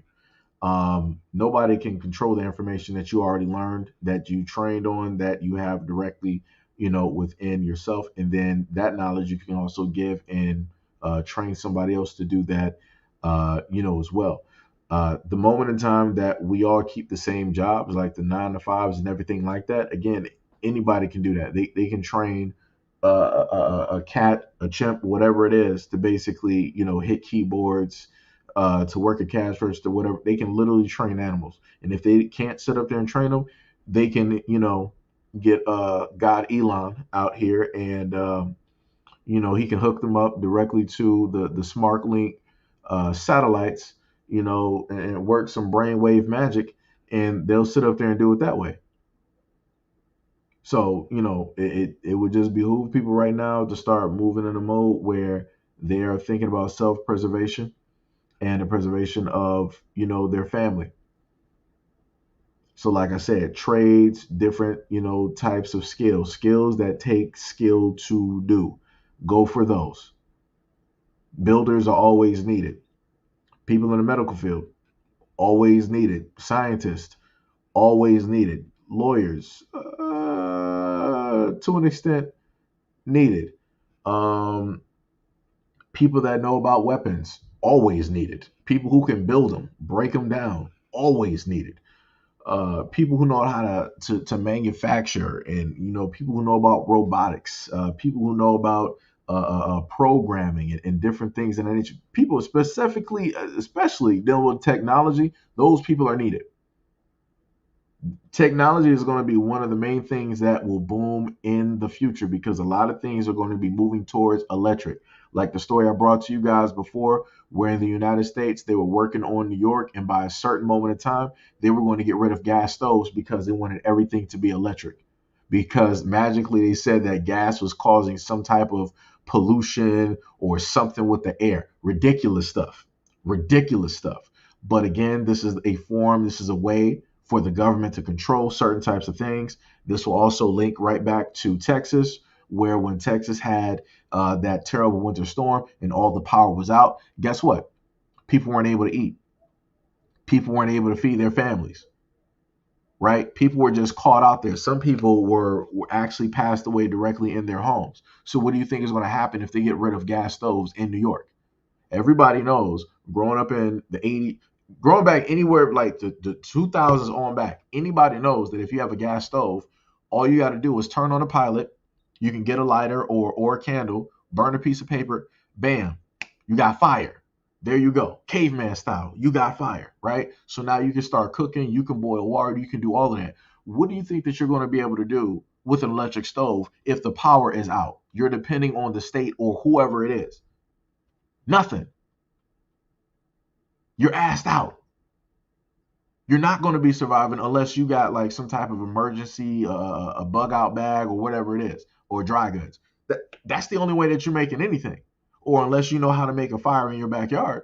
Now, I would also tell people to behoove you to go watch some YouTube videos so that you can learn how to make fires directly in your backyard. You can learn how to make your own things so that you can cook and boil water and do all of those good things just in case the power does go out, because that'll also take it back to another story that I gave to y'all before, where they had said within 2 to 3 years they expect a possibility of some type of cyber attack or some type of large electrical attack. That's them basically telling you,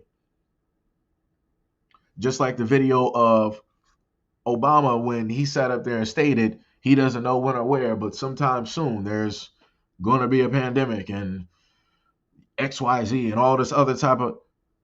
Like I said, this is them telling you certain things. When they're sitting up there telling you that they're running these trial runs and they're sitting up there running these simulations, that's them telling you stuff. That is them literally telling you stuff directly in front of your face.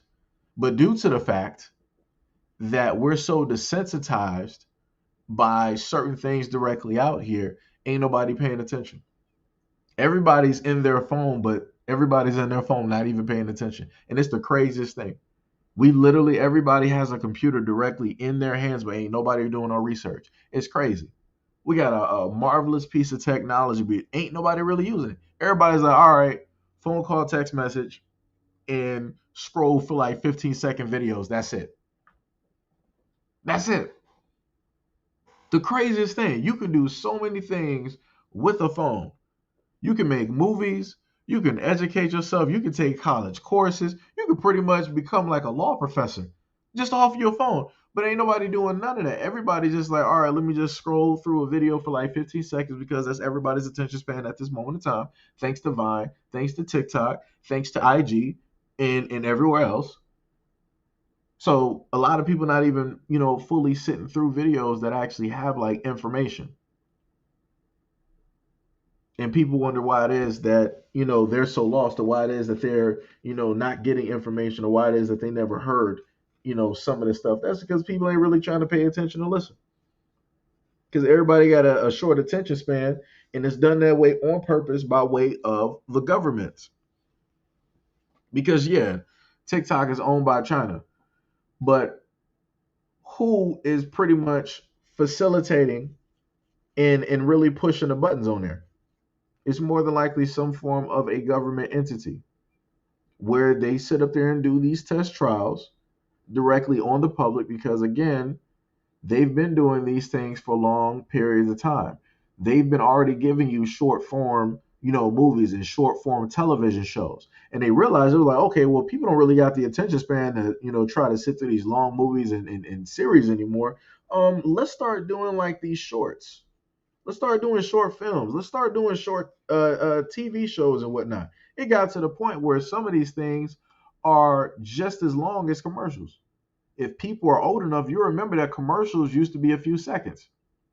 And then over time, commercials started being a minute and 20, a minute 30, 2 minutes. Rare instances, you got commercials that are 3 to 5 minutes. If you're watching YouTube, sometimes you might see a commercial that's 10 minutes long. And I'm talking about it's an actual commercial that's 10 minutes and you're fully sitting through it.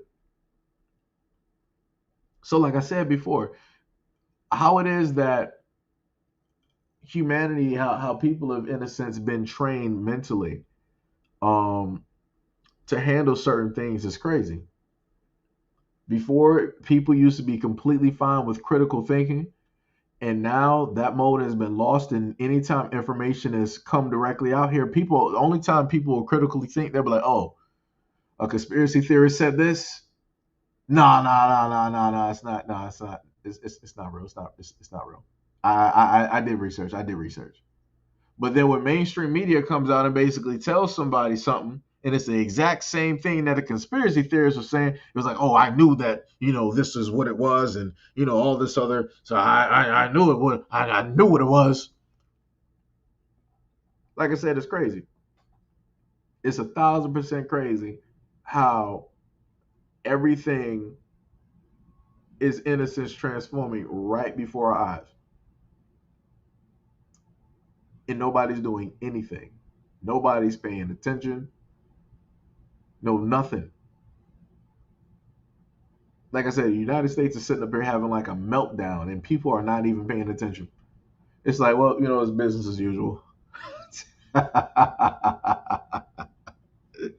It's business as usual. The government can't even get themselves together. People are running out of money. Jobs are not even paying what they used to sit up there and pay. And even if they were paying what they're supposed to be paying, the price of everything is going up. Like it's crazy where you got, people in Haiti not able to afford their housing. Somebody has to explain to me, how is that possible? Out of all places around the world, how is it possible that a place like Haiti would not be able to afford where it is that they live? How would that happen to Haitians? I can tell you by way of the government. Sounds pretty similar to what is going on in the United States of America. How it is that you have a lot of people not able to really afford where it is that they live. Everybody used to sit up there and make fun of, the East Coast, but like, oh, everybody got to sit up there and live shacked up like 8 people deep and, in one small place. Luckily, I never have to sit up there and do that. Well, guess what there, Bob? Now you're going to have to. Because everybody's rent has been sitting up there increasing so slowly. Even during a pandemic when it should not have been increasing, the rent was still increasing for everybody.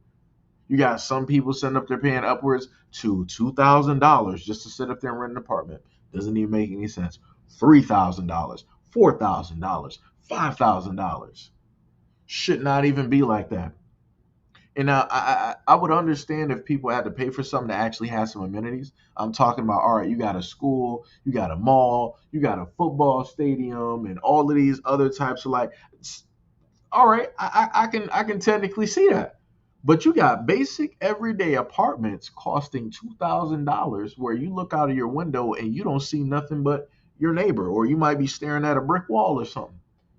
And it might not even be in the best of places, but yeah, you got to pay 15 to 2,000 in order to sit up there and live there. That makes no sense. And then you got milk and everything going up. Let me tell y'all something. When I worked at Whole Foods and I saw a box of Cheerios there for about what was it, like $6, somewhere through like $5 to like $7. I'm like, that is crazy. I'm like, I ain't never seen a box of cereal cost that much. I'm like, it has to be like a Whole Foods thing. I'm like, that is insanity. I'm like, how are y'all charging like this? I'm like, what is that? I'm like, that's ridiculous. That is 1,000% ridiculous to sit up there and have a box of cereal like that. But let me show y'all how people not even paying attention to how everything is now. In the early 2000s, you used to be able to get those giant king size boxes of cereal. Now those boxes don't even exist no more. You got to go to probably the dollar store, Dollar General, Dollar Castle, whatever still exists that's a dollar something. You got to go there to probably get those boxes. But now they're controlling what you eat because they're like, you know what? We're not going to sit up there and sell you all those big boxes. We're going to give you the skinny boxes because this is how much intake of sugar we want you to sit up there and take. Now, in other instances, it would probably be a positive thing if the government was actually doing this because you would look at that as the best interest. The government making sure that the people are fine, making sure that they're healthy. Because remember, if you look back in the 1960s, go back and whenever you guys have like free time, go back and look at the high school or middle school gym classes back in like what, maybe like the 70s, 60s, 50s, and 40s. Like gym was a whole different beast. Like you were actually doing like physical exercises. Like when you see like those guys in gym, like they're working out. Like they're doing like push-ups, they're doing crunches, they are working out. They were in shape. I've never done that. I've never done that. Anytime I've been in gym, I was never doing physical laboring exercises like that where it was actually building up my body. You're just like running around, screaming, having fun with like other kids, maybe playing dodgeball, maybe playing touch football. You weren't doing anything that was actually building you up. And then in turn of upon building yourself up and seeing that transformation, also building up your self-confidence. Like I said before, everything has a rhyme and a reason. Like they used to build up your mind and your body back then and also help you get self-confidence. Now all of that is going directly out the window. So now where are kids getting their confidence from? Nowhere. They're not getting it from their parents. They're not getting it from their friends. They're not getting it from themselves. They're not getting it from, the movies and stuff directly out here, the magazines.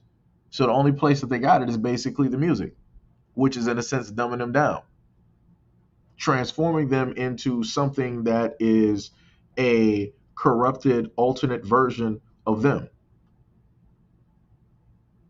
So again, this is where we are at this moment in time when it deals with the government and the far reaching hands that they have on a lot of different things. And you can clearly see that it is nothing good at all. Look at the school system, look at the medical system, look at the food. Like I said, look at all the farmland getting bought up. Look who's controlling that farmland. What are they going to be growing on that farmland? Look at the amount of genetically modified organisms or food that we basically have at this moment in time versus how much natural stuff that we got. It's getting harder and harder and harder to get more natural stuff that doesn't come with pesticides and different things of that nature. Another thing I also showed off to you guys as well is the fact that if you want to get rid of some of those pesticides, I showcased a video where the lady washed like her fruits and things of that nature directly in water with baking soda. I think she let it sit for about, I think it was like 10 to 15 or whatever minutes. And, then she basically rinsed them to get off the greater majority of the pesticides, directly on the food. Yo, Juno, what is up? What is up? What is up? Yo, what is up, Gail? What is up? What is up? Said I'm paying attention, but what can I do? The main thing that you can do is, again, you got to look out for self-preservation. You have to do as much research as possible. Again, for a lot of you guys here, I probably watch, a lot of the same content that you guys, indulge in and watch online, if it might be, Netflix or whatnot or whatever. But I would just tell people to engage with other types of content that you normally do not look at, such as content specifically dealing with how to live off grid, content on how to grow your own food, A lot of people don't have a green thumb. A lot of people can't even save a cactus. So it would behoove a lot of people to go out there and try to find their green thumb just in case anything happens. It would behoove people to buy seeds so that they can grow just the standard issue, certain things, certain types of herbs, certain types of vegetables, and different things of that nature. Um, it would behoove people on, like I used to do live streams before, and I would showcase to you guys some websites where you can get water purification, where you can get backup batteries, where you can get generators, electric, where it is that you can get wind up radios. I got, one of those behind me. Like I said, I would do live streams and I would give a lot of this, information directly out there so that people would not be caught off guard just in case anything happened. I specifically did those videos because of a lot of the things that took place in the United States. Main prime example was what took place in Texas, where when the power went out, that means that the water was also going to be polluted as well. This is when people in Texas were showcasing the fact that when they went to go get tap water and you looked directly in the glass, you saw parasites directly in the water. When I mean parasites, you saw parasites. They were wiggling, they were moving, they were doing all of those things, right? And again, just imagine if those people were to have ingested that water, right? That's them depending on the government in order to make sure that the water and everything like that is going to be fine. But obviously, during that time of crisis, the government was not there. The government abandoned the people. And what I'm trying to get people to understand is at the moment in time that if a real crisis, I'm talking about a real devastating crisis takes place, there is no police. There are no firefighters. There's barely going to even be a government because the most important people, they're going to be in a shelter somewhere. Their families and everything, they're going to be in a shelter somewhere. Like I said, if you don't if you don't believe what I'm saying, look at some of these world-ending movies. Now, again, this might go into the effect where people might say that this is, conspiracy, and do you really have any proof and different things of that nature. Only thing I'm going to sit up there and tell you is that I'm not debating nobody. If you don't believe, you don't got to believe it. But all I'm saying is that for a lot of things, they will sit up there and tell you. If you don't believe me, go look at some of the things that The Simpsons has said over the last 30 years and tie that up with specifically the things that have taken place. The Simpsons have predicted quite a bit of things. Different other cartoons other than The Simpsons have also predicted quite a lot of things as well. And The Simpsons, they're on the nose. Like I said, I don't know who has a time machine. I don't know who's time traveling, but I need some lottery numbers real quick. That's all I'm asking for. I ain't even asking for a lot. I just need a few numbers, to a small Powerball, and I'm good. That's all I need. But if you look at what was the one movie with Gerard Butler? I watched it too. What was it? Greenfield. It was called Greenland. Let me just make sure because the image should show. Yep, it's Greenland with Gerard Butler.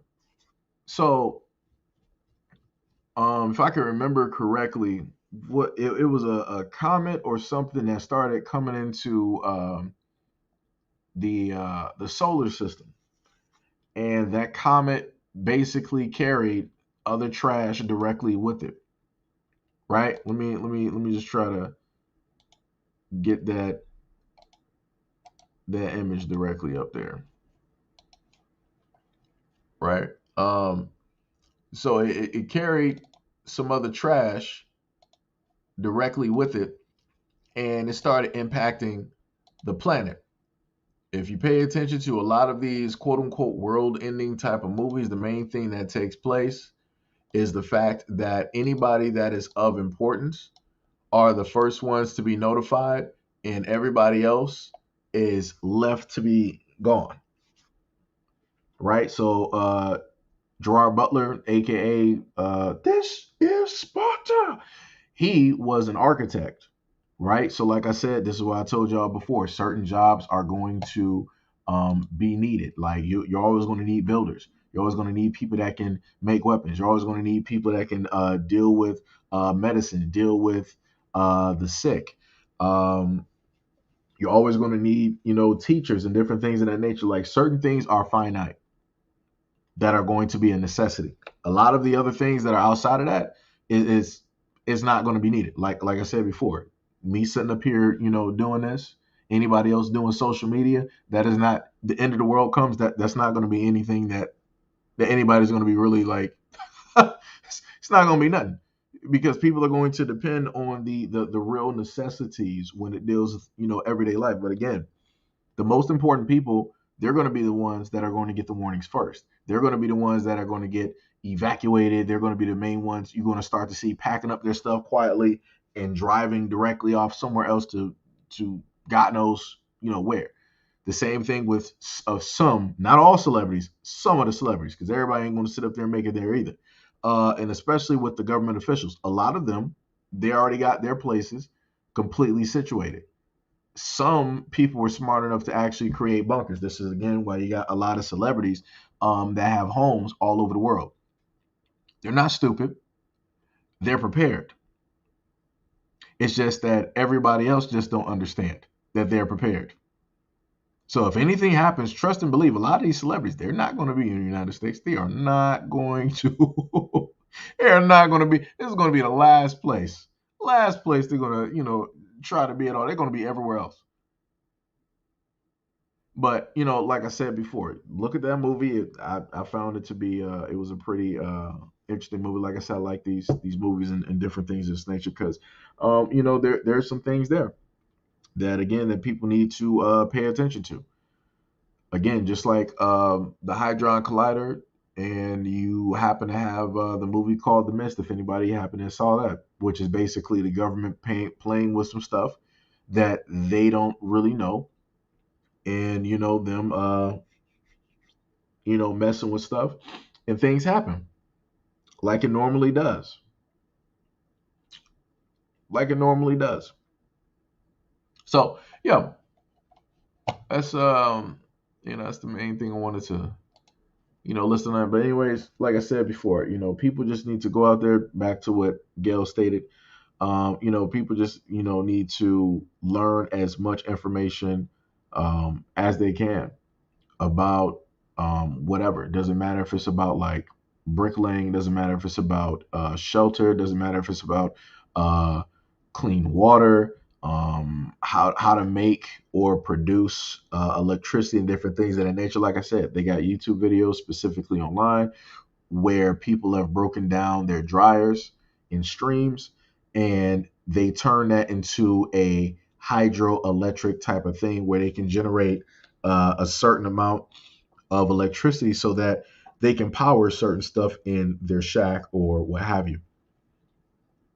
So, that's the main thing I'm, just trying to tell people. Yo, the gentleman, what is up? What is up? What is up? What's up? Said you press for space or no garden, you can sprout vegetables or legumes or do microgreenery. Yeah, you can always buy the pottery plants and you can grow stuff directly in your home.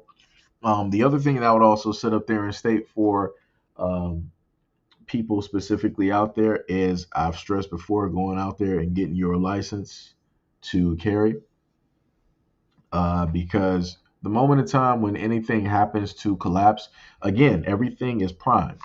They show us, they've been showing us for a lot of us for all through our adult years, anything like that. So the moment in time that chaos erupts in the United States, what's the first thing that happens? People start going crazy, right? So what do people start doing? Oh, we're going to sit up there and go downtown and we're going to start breaking into the convenience stores. We're going to start going into the people are going to start to do nonsensical things because they know that there is no order, so there is no law. So they're going to go out there and cause chaos and do the stuff that they, want to sit up there and do. But slowly but surely, anarchy is going to reign. and the people of who are the law, the people who are the police, they're gonna like, yo, this ain't worth my life. I'm gonna go home and basically protect my family. So that means that there is going to be no protection for the normal everyday people out here, which means that you are going to have a lot of unsavory individuals and characters directly out here doing stuff that they want to do. And due to the fact that there's going to be extreme stress and it's going to be extreme times, you're going to have quote unquote normal people doing things that they normally wouldn't do, right? So that means that if you normally got a neighbor, right, and they're all good, they're all happy or whatnot or whatever, you put them in a stressful type of situation, that means that that person is going to start to do some things that you would have never thought that neighbor would have specifically actually done to another human being. They show you this in every single movie that is about a natural disaster or destruction or a pandemic or whatever. People always, quote unquote, revert back to something, right? So the main thing is that you have to look out for the best interest of you or the best interest of your family. And the main thing that you got to do is that you got to learn how to, use a firearm properly. You got to have something specifically there as a deterrent, because I promise you, let these lights go out.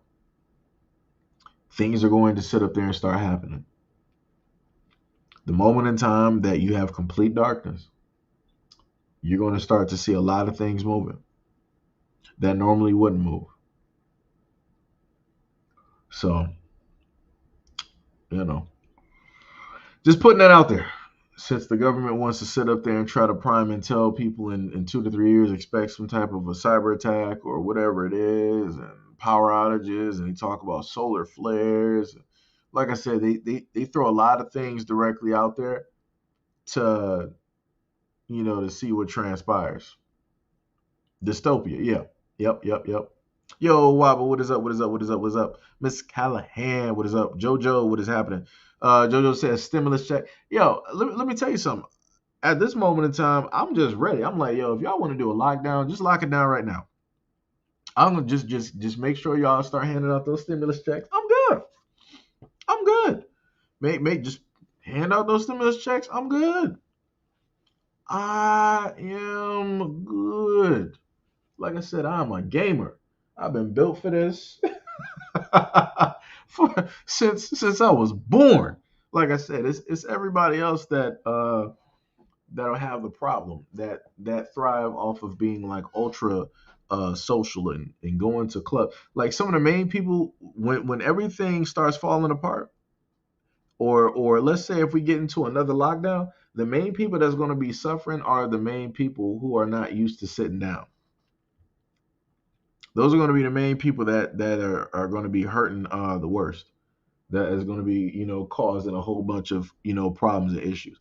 Those are going to be the people to really look out for. Because like I said, people who are like introverts or whatnot, whatever, you don't got to worry about them. Let them have their space. Video games or movies or books, whatever, they good. No problems. They ain't bothering nobody.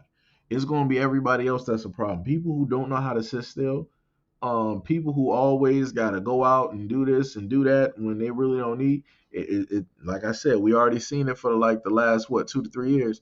You seen who was sitting up there acting a fool. You saw who wasn't acting a fool. Gail said we already been brought by China. Yo, Black Lightning, what is up? What's up? Gail said my neighbors are already fro. Yeah, I believe it. I believe it. But yeah, that's a whole nother thing too. Like I said, I did a few videos that I gave to you guys before about Neo Africa, which basically stands for New Africa, which means that you know they have a multitude of handlers. Like I said, shout out to the African people. Like I said, love y'all. Hopefully stuff works out. Um, but there's a lot of things that are moving that shouldn't be moving, and there's a lot of pieces that need to get thrown away and replaced. And hopefully at a certain point in time, the people of Africa, of some of these nations there, they will make the smart moves that need to be made, and things can get back on track.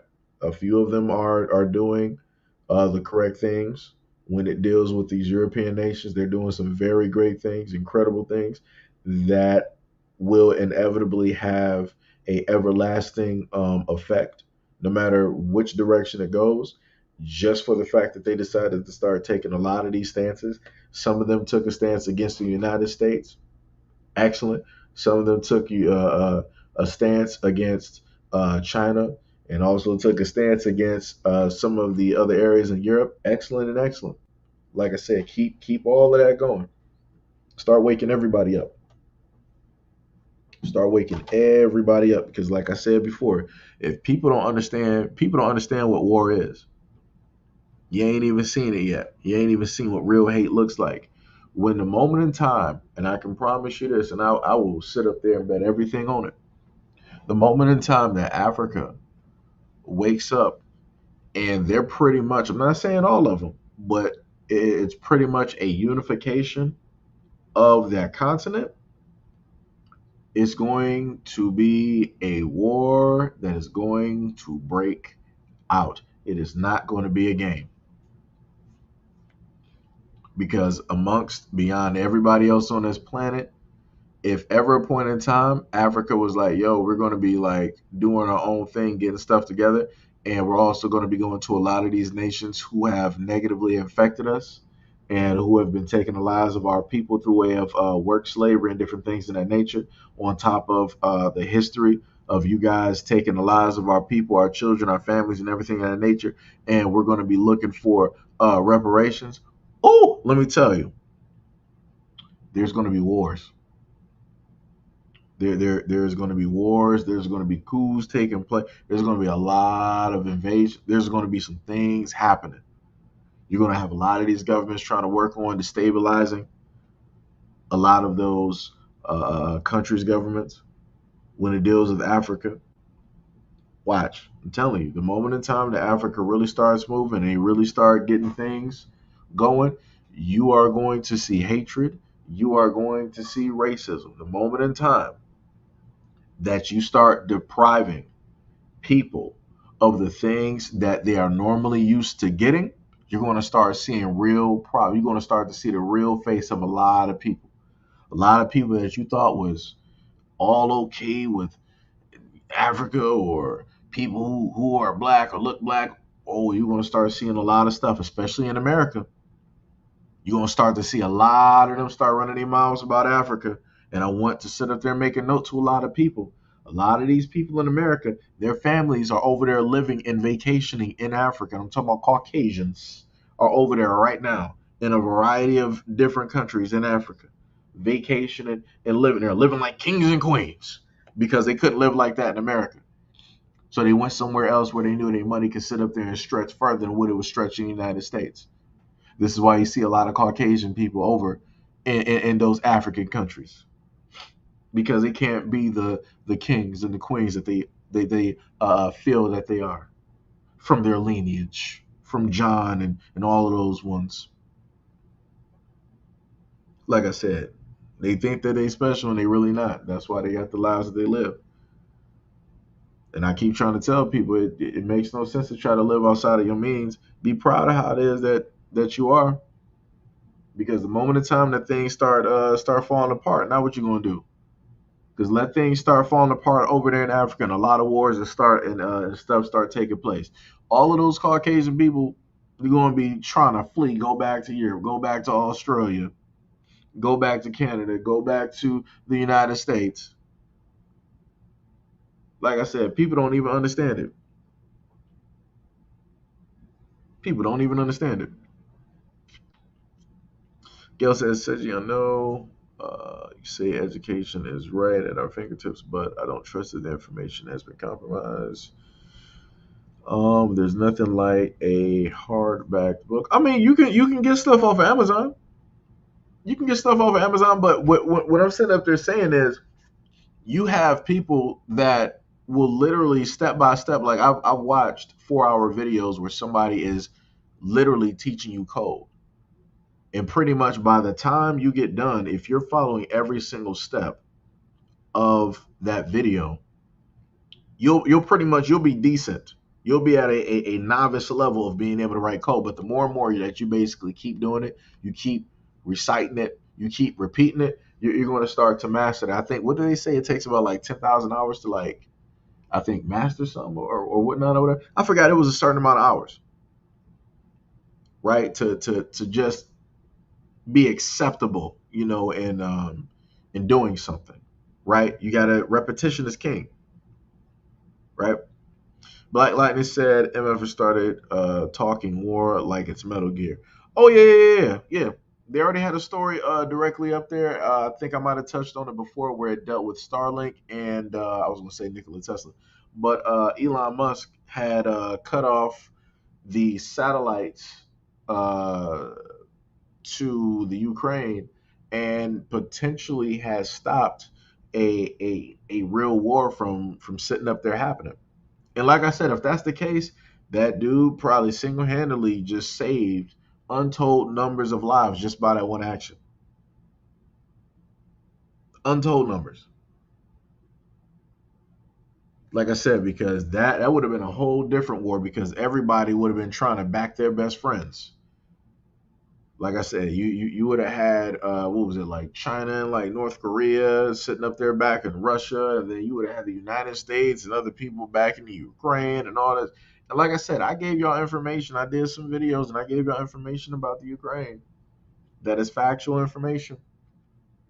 And I'm like, it's interesting how a lot of these things are basically like working out. It's really telling me something about the United States. I'm like, So when it is that people want to sit up there, like I said, this is what I want people to understand. If at a point in time you get into a conversation with anybody out here, and they want to sit up there and talk about, well, I'm more so, I'm going to put it like this: if it's a black conservative and they want to, happen to go on a whole fact of like, oh well, if you got a problem with this country, you can sit up there and leave, or you can go to Africa, right? They want to use that same talking point. Ask those same people to explain the history of the Ukraine. Ask them to talk about the Ukrainians' celebrations that take place, the people that they worship, that they idolize, when they walk down the streets and they're holding, candles and torches.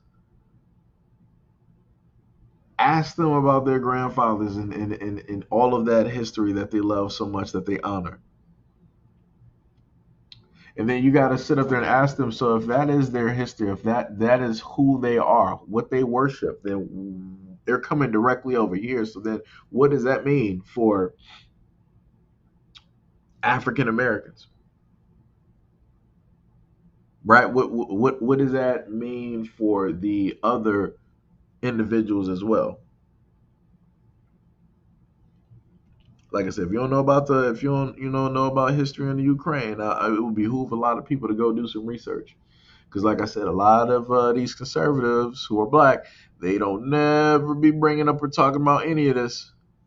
And they always want to sit up there and say that certain things don't exist or happen in the United States, that black people always want to be victims and all this other type of stuff, and yada, yada, yada, and so on and so on and so on.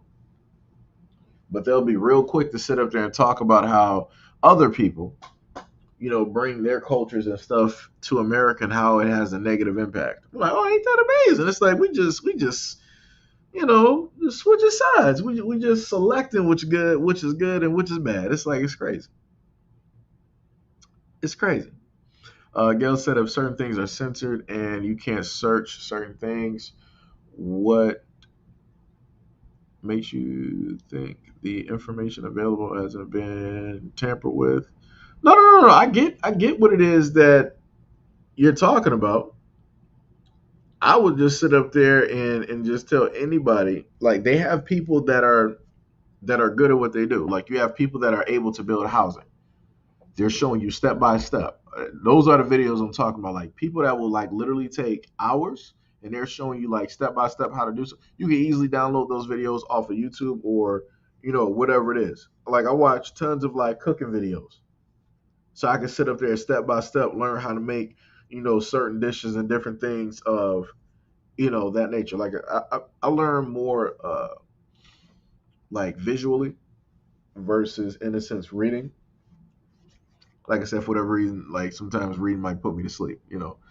But visually, it's a whole different like experience. Like you're seeing, you're watching, different things of that nature. Your mind is like actually, it's for me, mine is just like working, just, all over the place.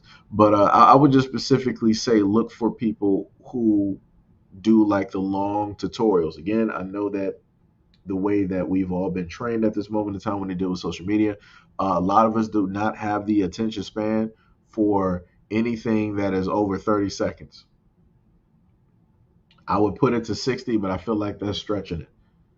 So I know a lot of us, population wise, do not have the attention span for anything that's over a minute. But people got to get directly. If you've been taught or trained to do that, you can unteach and untrain your mind to not do that. Right? I mean, to do that or whatever, vice versa. Y'all know what I'm saying. So, like I said, also the other thing I would also tell people to do, every now and again, instead of, listening to your favorite, songs or whatever it is, take the option to learn some basic languages. Like when I would take, when I would sit up there and travel and whatnot, and it was long trips, I would fall asleep to, learning basic stuff like basic Japanese or basic Spanish, like the standard, issue, type of stuff. And I would just, I would look at that and listen to it, and I would fall asleep to it, you know. Um, and the one thing I would sit up there and say, if you are really serious about doing something, you should pretty much eat and sleep whatever it is. Like if you're really trying to accomplish and do something, you should just be eating, sleeping, realistically that.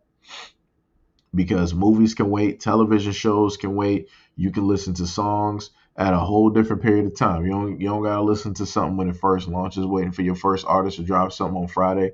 By that Friday, you could, within a week, you can learn how to speak in sentences in a foreign language.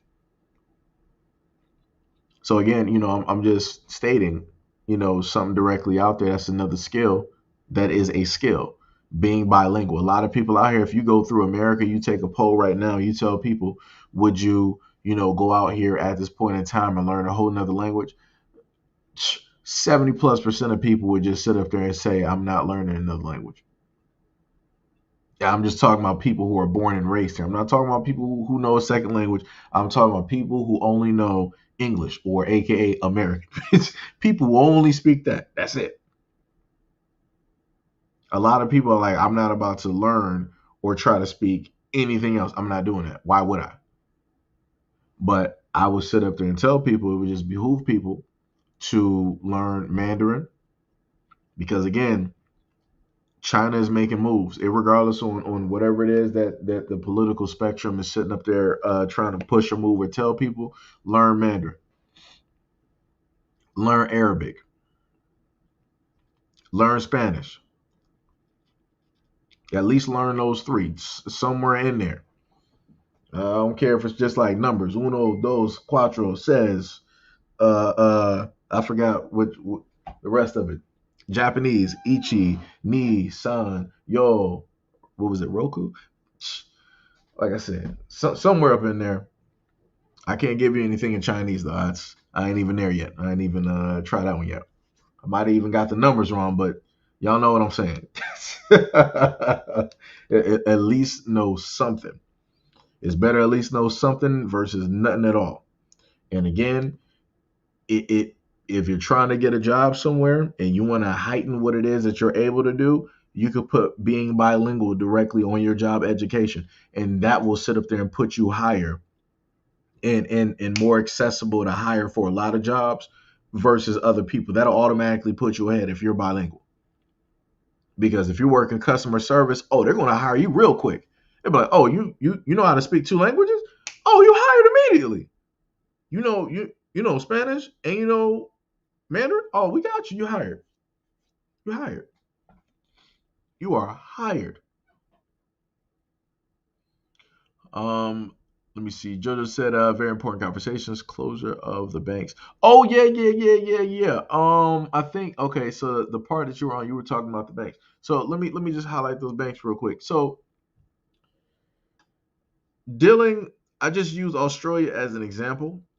As for them, in a sense, closing down the branches. Let me just highlight that real quick. Where did it go? Is that the one? Let me see. Science. This is Australia. Let me go back and just uh, highlight that one directly for you guys. Yeah.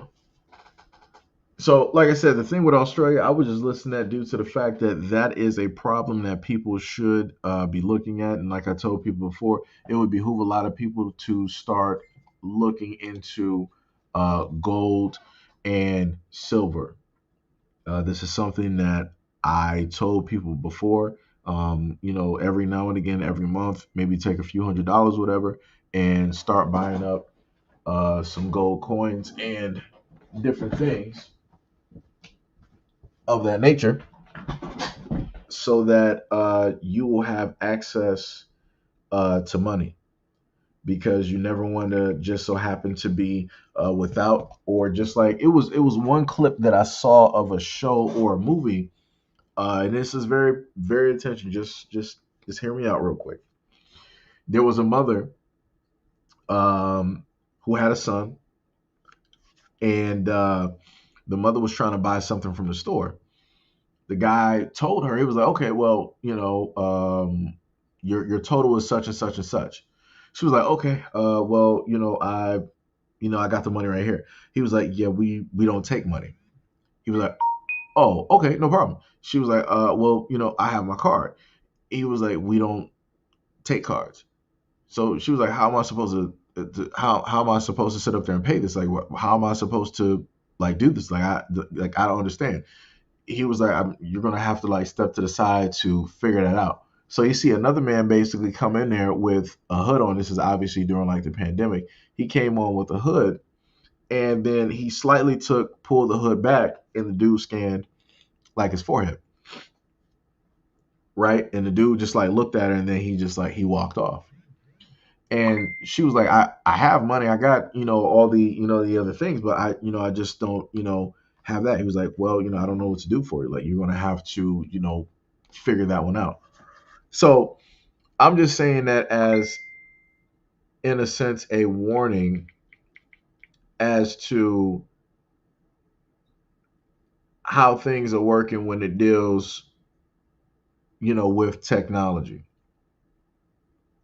when it deals with a lot of the things that the government is trying to implement in different things um, of that nature. I'm trying to figure out why my phone keeps going off. Uh,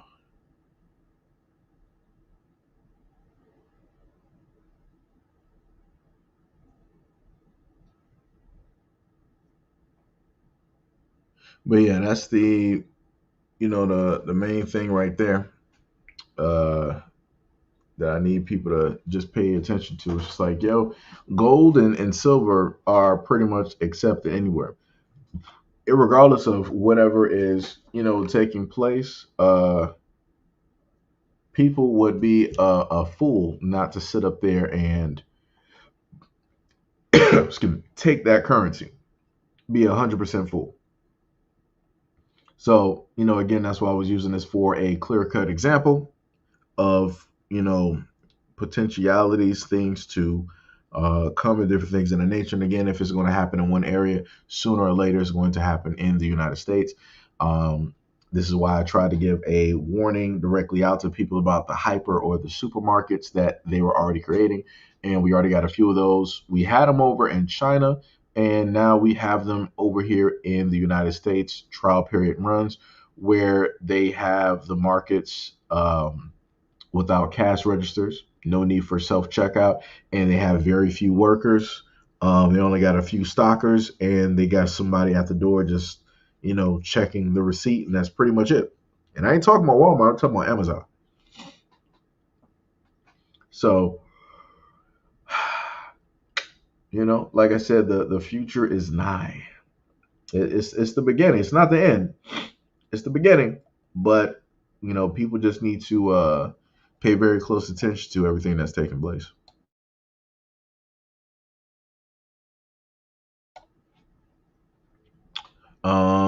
Black Lightning said, Neo, that's what I heard. Yep, you are correct. I did a video covering that too. And I had to use a still image. I think I used a still image, or I might have showed the video.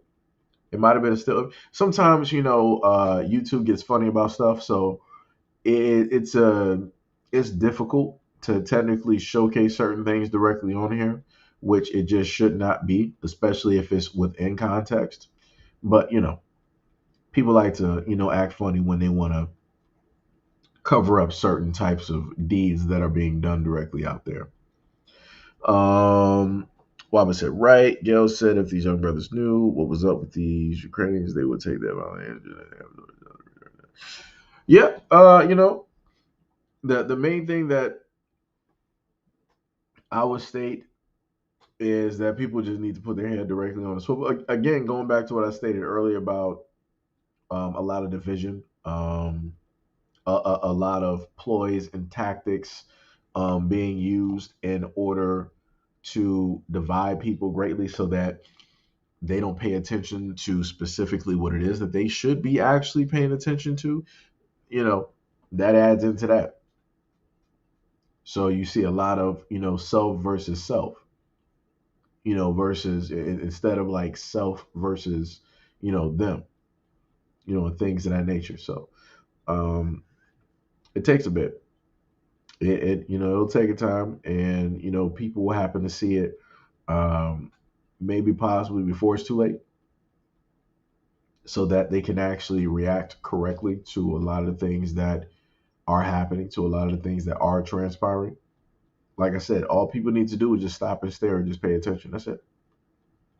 But everybody's too busy, moving around, and everybody's worried about being selfish, and all these other types of things. So it's tough.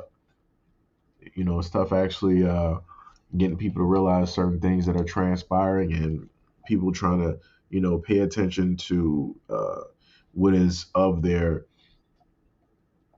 their best interest, right? Case in point, let me just highlight this real quick. What page is this? This is page number 6. Let me see. Sorry about that. A little bit congested slightly just due to the fact of the weather there. Let me see here. So now I got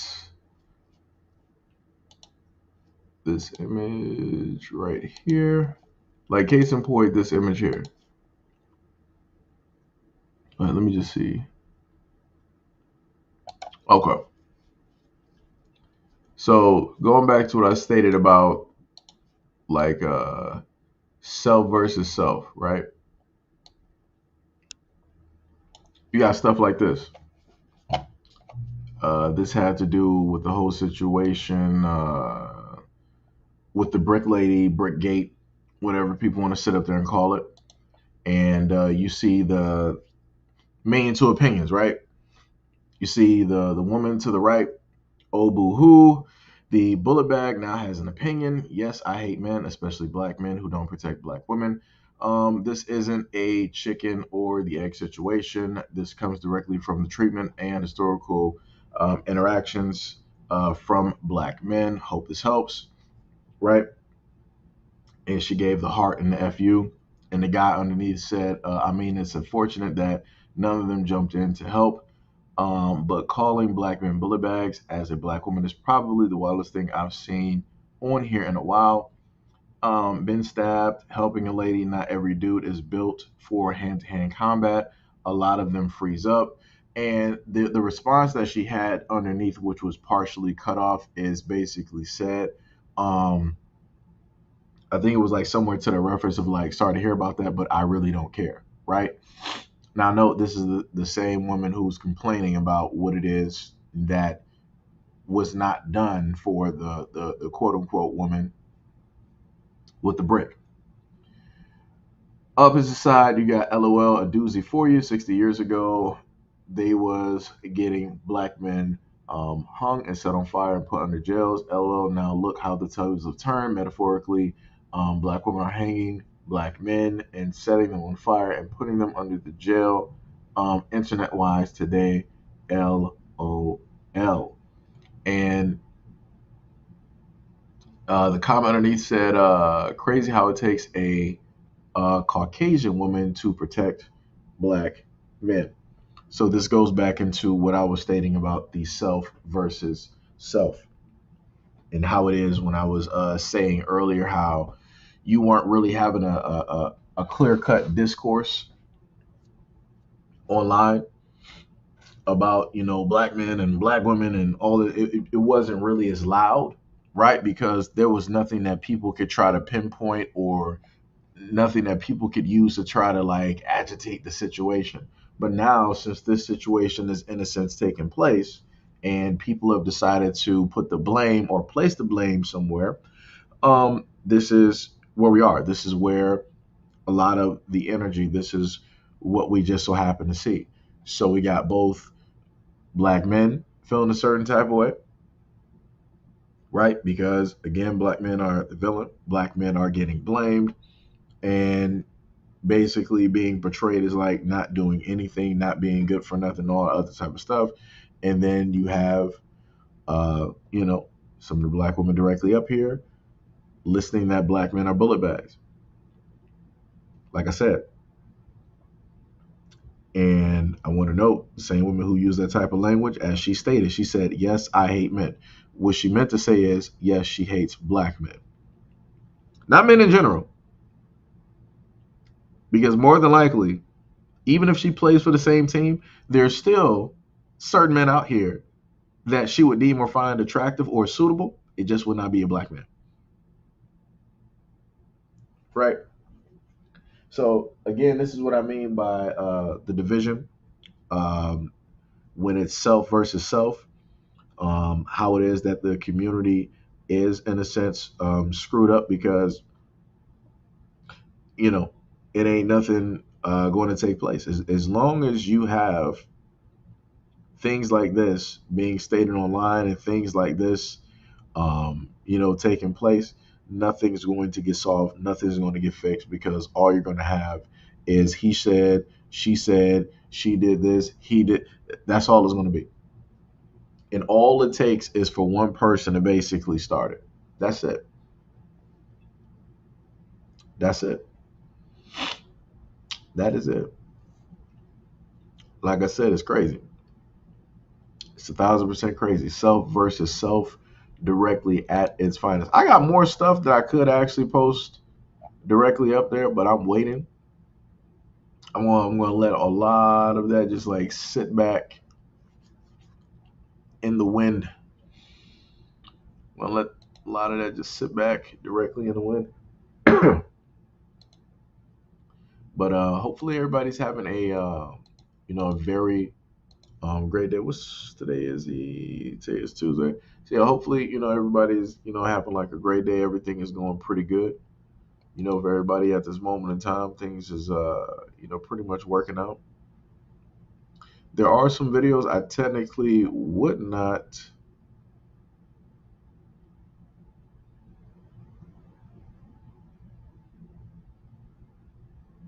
What? The allegation is that a Caucasian teenager held a black child underwater in a racially motivated attack, while another Caucasian child looked on and laughed, has called, huh,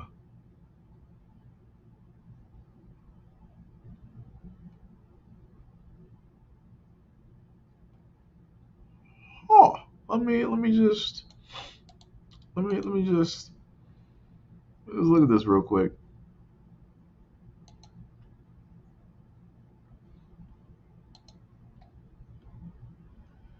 Black teen cried and said,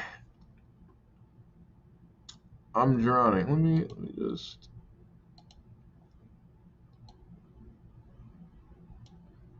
I'm gonna just capture this and put it. I gotta blur out uh, certain stuff real quick. Let me. Alright, motivated tag. Typically, is found allegedly. Sir Stones. All right, let me. I mean, I think that's technically it shouldn't cause no issue. Shouldn't cause no issue. I can get this one directly off of here. So this is where we are. What I'm gonna read off to y'all at this moment is I knew it was something else that I forgot about. Not sure if y'all happen to have seen. Matter of fact, hold on. Let me get the.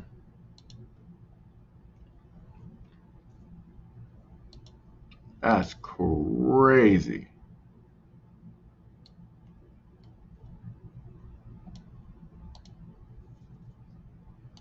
So they released him at the father's request, huh? Let me just put that one directly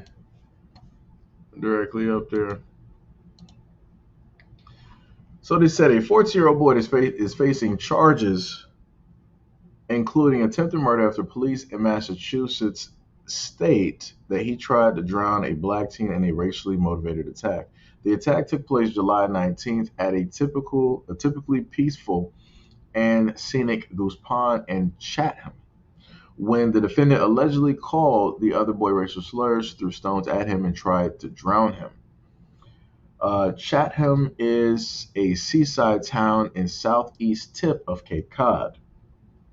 Cape and Island District Attorney Robert Gallibois stated that the Barnstable County Grand Jury indicted the defendant, a town local, on the felony charge on August 31st. The teen charged as a youthful offender was also indicted on one count of assault with a dangerous weapon. Under Massachusetts state law, prosecutors can seek an adult sentence if an indicted youth offender is convicted of a crime. The judge called the indictment a racially motivated attack, and according to documents obtained by the Times, on the day it took place, two Caucasian juveniles called the victim George Floyd, referring to the black man who died in Minneapolis police custody in 2020. At the time of the attack, Kevin Reddington, the defendant's attorney, stated that his client was living with his mother in Fort Lauderdale, Florida, after his parents, who lived in Cape, had recently gone through a divorce. The boy was ordered held without bail after hearing in Barnstable Juvenile Court the same day he was indicted. Quote, he was starting his freshman year in high school on the football team, and he's been ripped out of the high school and is now being held in a detention facility in, what is it, Taunton. These kids were all friends. They knew each other. It was horseplay that obviously was taken to the next level. According to the report, the victim went to police alone on July 21st and reported two of his friends tried to drown him. The victim told police that he met the defendant and another boy at the pond about 3:30 p.m. And while there, the defendant told the other boy to take the victim's bike and ride it into the pond. The victim told the pair that the bike belonged to his brother and stated not to ride it. The report continues, at which time both the suspects and the other juvenile began to throw stones directly at him. At one point, the victim put on a life jacket because he could not swim and got into the water, and the defendant continued to throw rocks at him, threatened to beat him up, and called him racial slurs. While in the water, the victim told the defendant he was afraid of drowning and that he could not swim. While all three were in the water, the defendant pulled on the life jacket the victim wore and submerged him 4 or 5 times, causing breathing distress. The third boy laughed and called the victim George Floyd, and the incident continued when the defendant drove underwater and attempted to pull the victim underwater by his feet. At one point, according to the police report, the defendant allegedly asked the victim if he liked his life. Quote, "I can't once I'm drowning," the victim responded, then began yelling for help as the defendant continued to shout derogatory names. The incident ended when the victim called for help and a bystander, one of 6 people on the beach, went into the water and helped him to the shore. The victim told police he packed up his belongings and left. It was later stated also that the defendant's father declined to make a comment. Massachusetts law allows for the indictment proceedings of a youth offender to be open to the public in the same manner as an adult criminal offender's records. Reddington stated that his client is being held in juvenile detention for 120 days. He stated that he plans to appeal the case to the Barnstable Superior Court. Quote, "This is a significant overreach by the DA. The charge has caused irreparable harm to his client." The incident ended when the black youth called for help and a bystander went in to help. Cape Cod civil rights advocate praised the police response and called on the community to teach children tolerance and the history of violence against black people in hopes to create a safer environment. Quote, "The first thing I think about is the communities of color on the Cape and how something like this impacts all of them. I worry about how they go about every day and feel secure and protected." Jean Morrison, a civil rights activist, also applauded police response by stating, "It is very important for the community to realize what was at stake here. Our kids are learning about violence and especially racial violence," referring to the moment against children learning about equality and inclusion in schools. The Chatham Select Board also condemned the alleged attack and promised action. Quote, "We are disturbed and saddened to learn of the event that occurred earlier this summer between juveniles.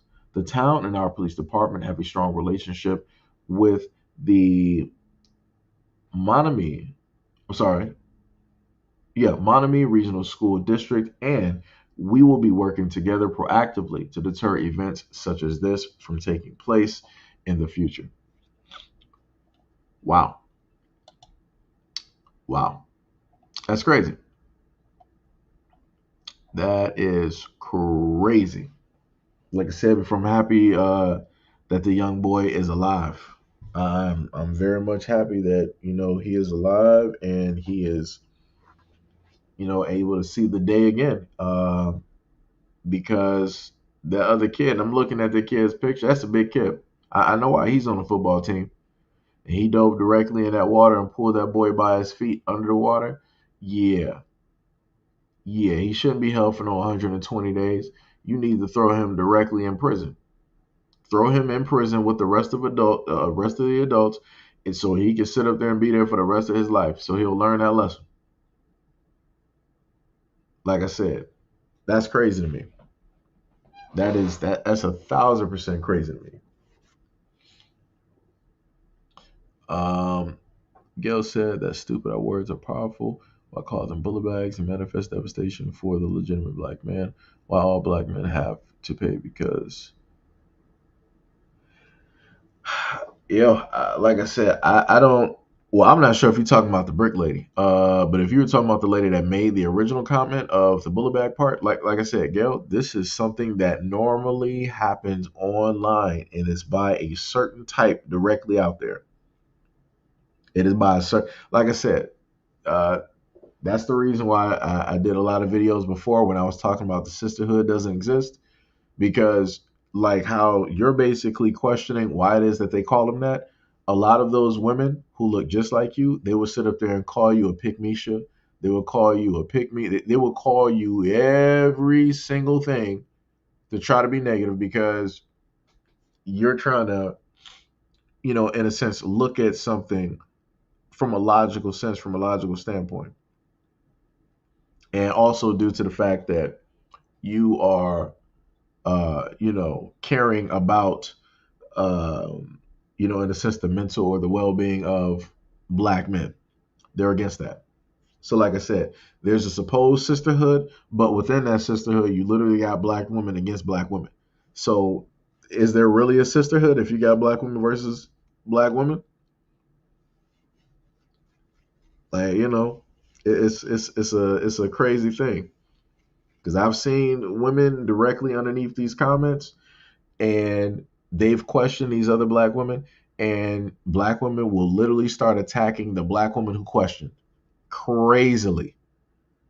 Like they will like act like some high school girls, and they will literally start going in on the comment section on that black woman. And it's like it's crazy to sit up there and see. Matt says, "Surprise, surprise, Massachusetts." Yeah, yeah. Gail said, "Is there really a chance for justice in Massachusetts?" Uh, your guess is as good as mine. I don't even know what to tell. I'm just happy that the young man is alive and well. I'm happy that he is still here. Gail said, "I blame the parents. Why she let uh, you swimming ass go to the pond alone?" I mean, you know, when kids happen to say that they're gonna like meet up, and he rode a bike, so most parents might think like, all right, well, they're gonna be like meeting up like at such and such's house, or they're going to the park, or they're going to like the basketball court. You don't really have a lot of kids like, oh yeah, we're about to ride bikes and just automatically go to the. That's like some suburban type deal where kids are like, yeah, I'm about to sit up and ride the bike. We're going to like the pond. We're going to like the lake. We're going to like this and you know. So, a lot of kids will sit up there and say like, yeah, we're going to meet up here, and then magically, as soon as like everybody get the calls, like, all right, we ain't meeting up, at the mall or the movies or whatever it is at the normal spot. We're gonna meet up, like at the beach, or we meeting up at like the lake. Like, they sit up there and like swap up plans. But like I said, those other two kids, they was in on the whole situation. That's why the other one was laughing. He was also probably laughing because he ain't trying to sit up there and get picked on either. And that's usually how that works. Because the one laughing is more than likely the most scared. Like, well, I don't want that to be me. He. Look how funny that is. He. Right? Yojo said little Jeffrey Dahmer. Yeah, that's who he is. Well, that's Big Jeffrey Dahmer. That's what he is. Big Jeffrey. Waba said a sister posted a video showing she was scamming. I got some. I'm just waiting. I trust me. I'm keeping track of the story. Oh, trust and believe. Trust and believe. I'm keeping track of the story. I don't went through the GoFundmes.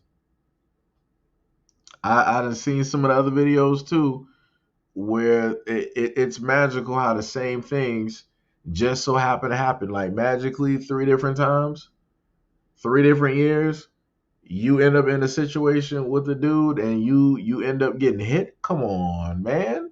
You're not gonna the common denominator.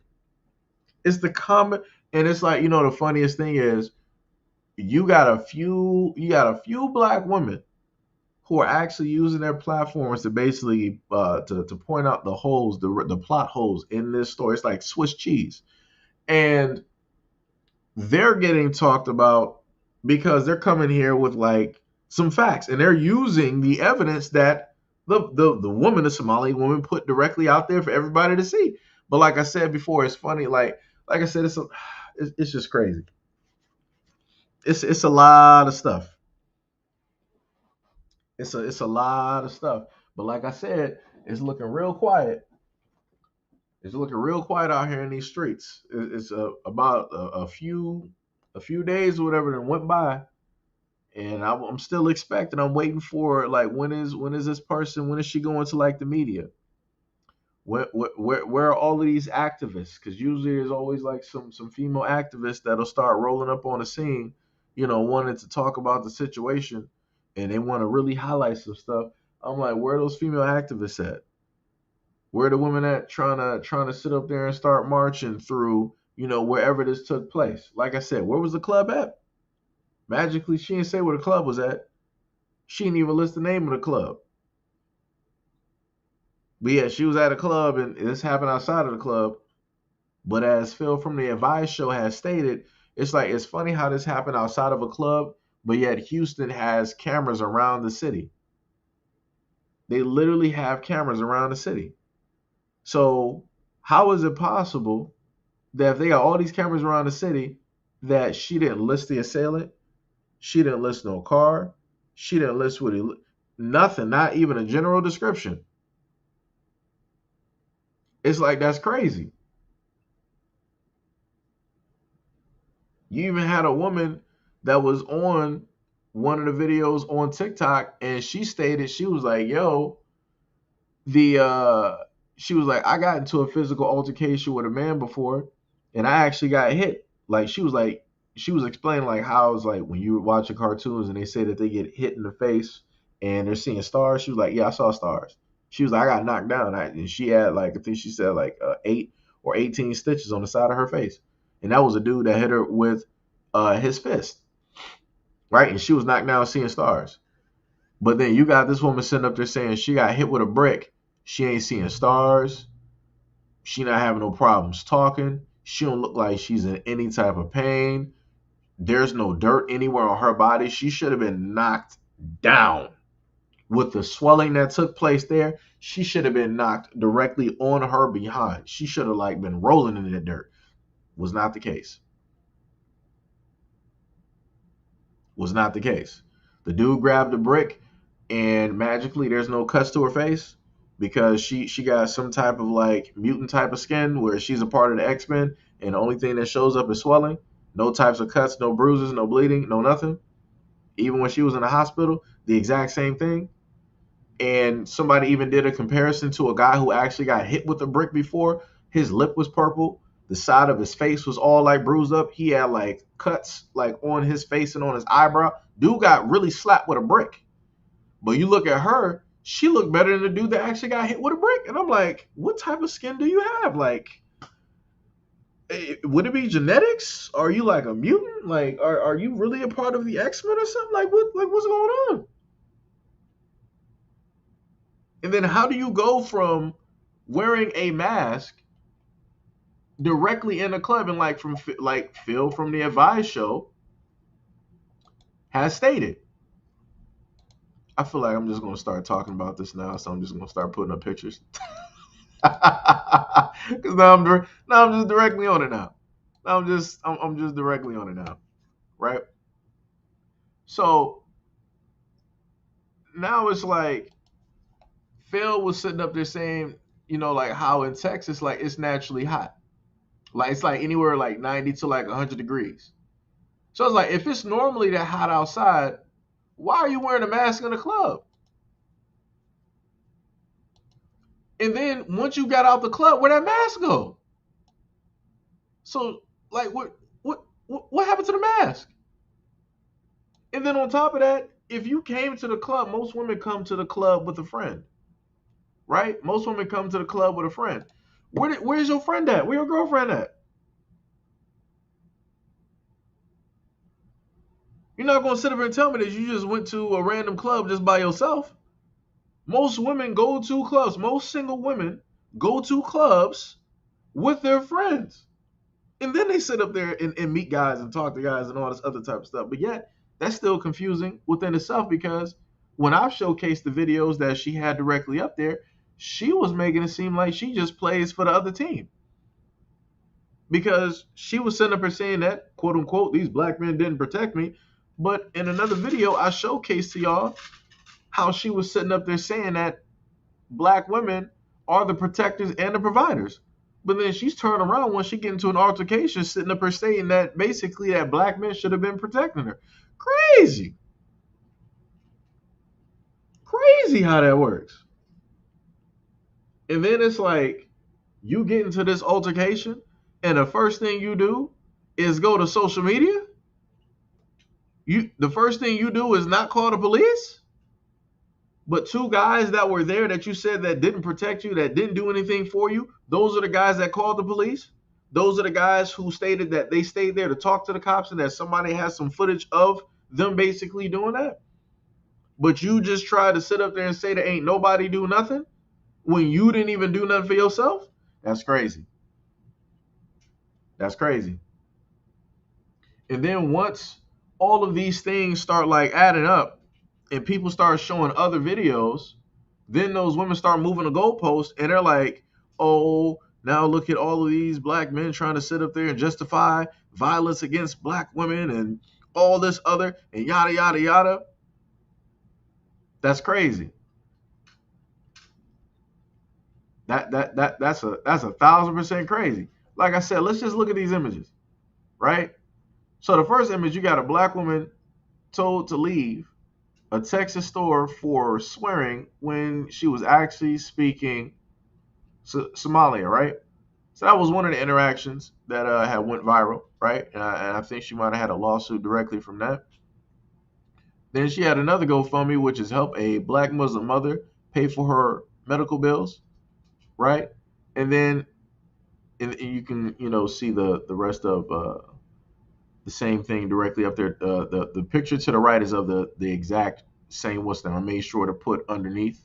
You can see that it says her name, which is Rhoda Osman, right? And that was for that GoFundMe directly there. And then you got the other GoFundMe that is directly number 3, which is the one for 2023, which she ended up raising the 42K directly up there, right?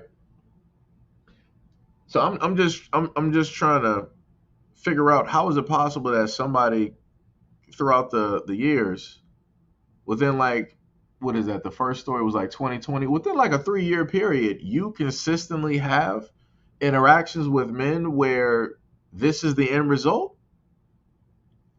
What a coinky dink. How is that feasible? That's like me playing the lottery and I win 3 years straight. How?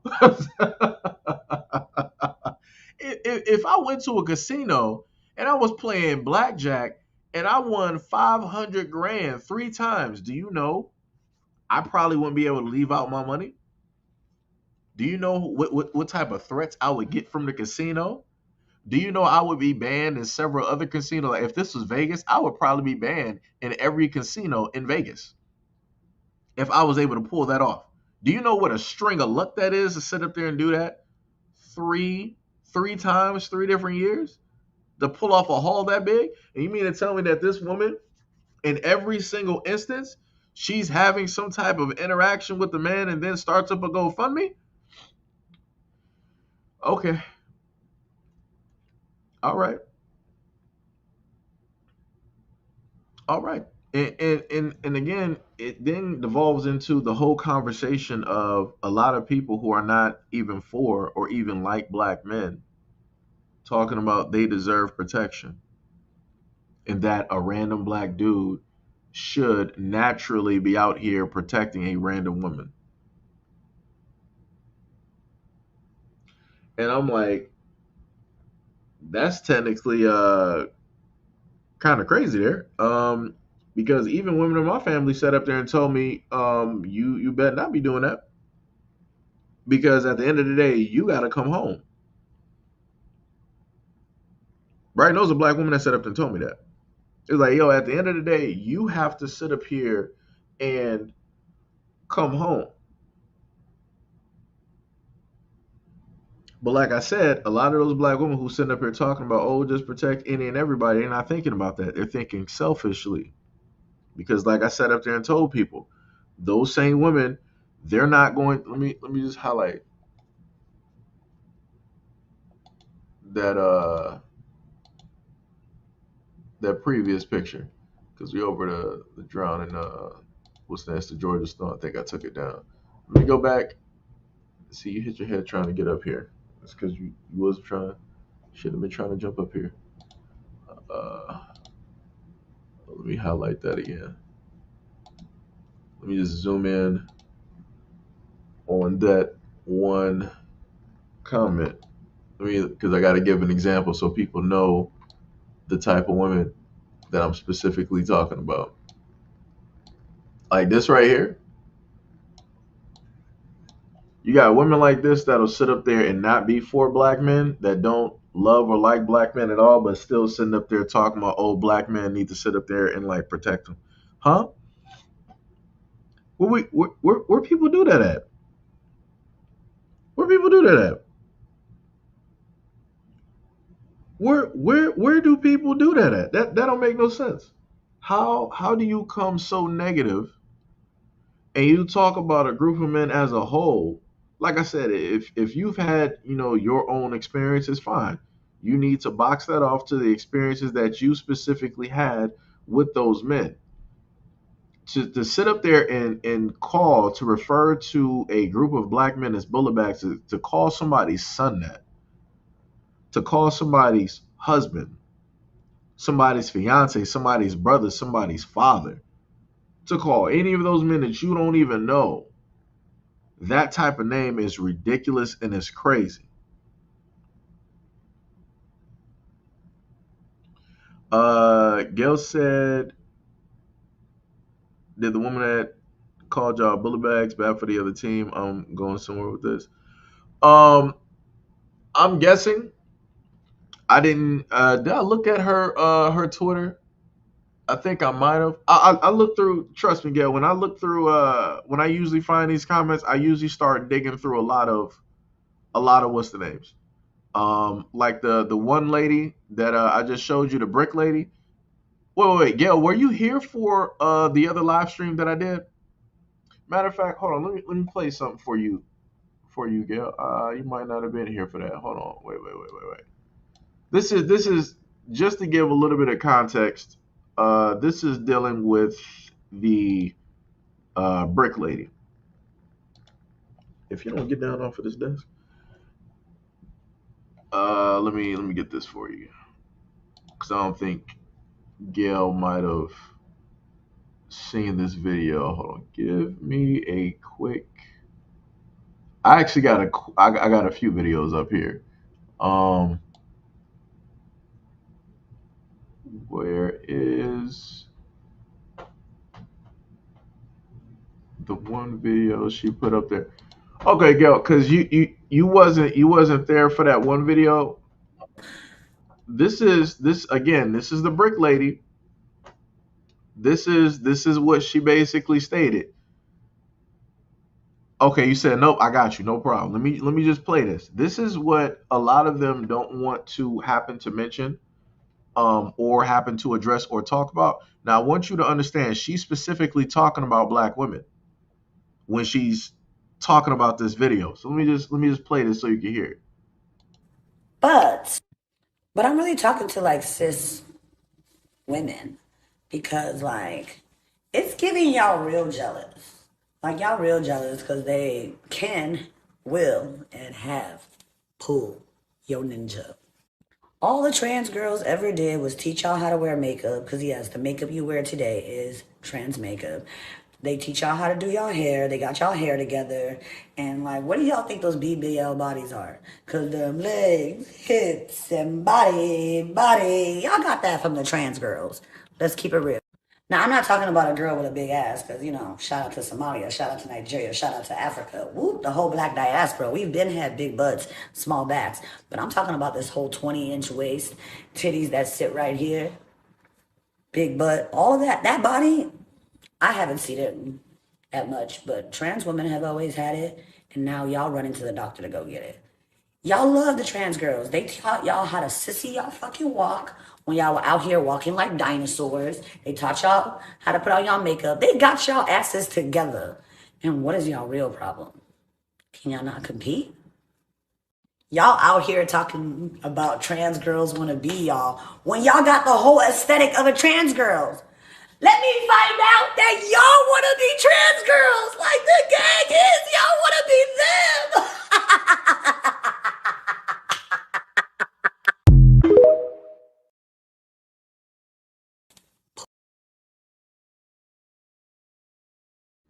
So we all heard that, right?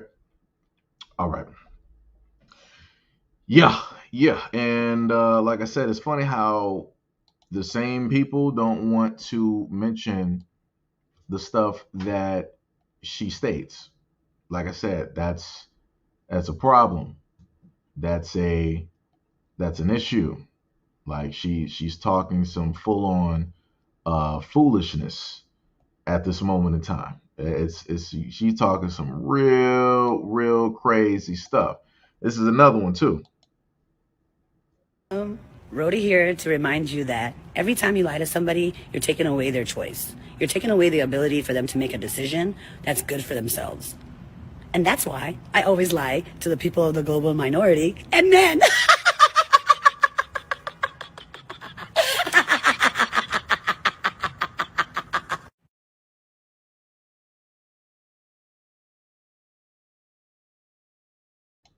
So that was another one, right? Heard what it is that she basically stated directly on that one about, being fine and dandy directly with lying. Let's go directly to one more good one here. Where did it go? Where did it go? Where did it go? Yeah, there we go. Here we go. Protect societies, we protect communities with our intellectual property, with our lived experiences, with our breast milk, with our bodies. We're the ones and the two. Bitch, not even the three. Because men are not providers and protectors, not innately, because they only protect what they possess. No, this man just... Not innately. Because men are not providers and protectors, not innately. Because men are not providers and protectors, not innately. Because men are not providers and protectors, not innately, because they only protect what they possess. No, this man just hit me in my face with a brick, and all these black men just watch, and they don't give a. Yeah, this man hit me, grabbed a rock, and he hit me in my face, because I would have given him my number. So that's it's not looking good. Talking about, how you're gonna, lie to the global majority, and then, especially men, how it is that some women are trying to be like, others directly out here. And then you basically said that women are the protectors and the providers, but then once you get into a physical altercation, quote unquote, with a man, then you sit up here and want to, state that all black men don't do nothing, and this gets up this whole discourse and different. Like I said, this is why I sit up there and say I will show people better than I can tell them. Because again, this is why you got to have proof. When it deals with trying to showcase what it is that people just so happen to state, because there's a lot of divisiveness specifically there. Like I said, I'm just waiting to see the end result of all of this. I want to see what's going to happen. I want to see if anybody is brought to like justice or anything of that nature. I want to see if they have any type of leads or anything like that. Like I said, hopefully this is not a Carly Russell situation. Because the main thing I stated before is that something like this will have a negative impact and a negative reflection when it deals with, black women. So, hopefully, it's not one of those situations, but it's not looking good. It's not looking good. Gail says she's troubled and very divisive. Most of the men hate the makeup and women wear it. Yeah, yeah. Most guys like to sit up there and see like women as just them, like the natural, God given face. Gail said that laugh though, self hate, who broke her heart.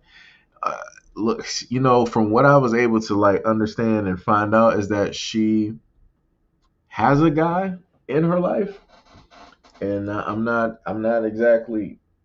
I don't know how long ago that was. I'm not sure how that was, but she has a guy. I'm baffled, say the least. Baffled. Gail said,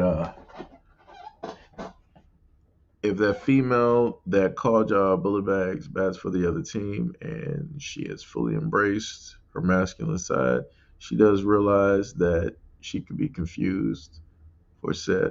Hey, I mean, you are correct, yo.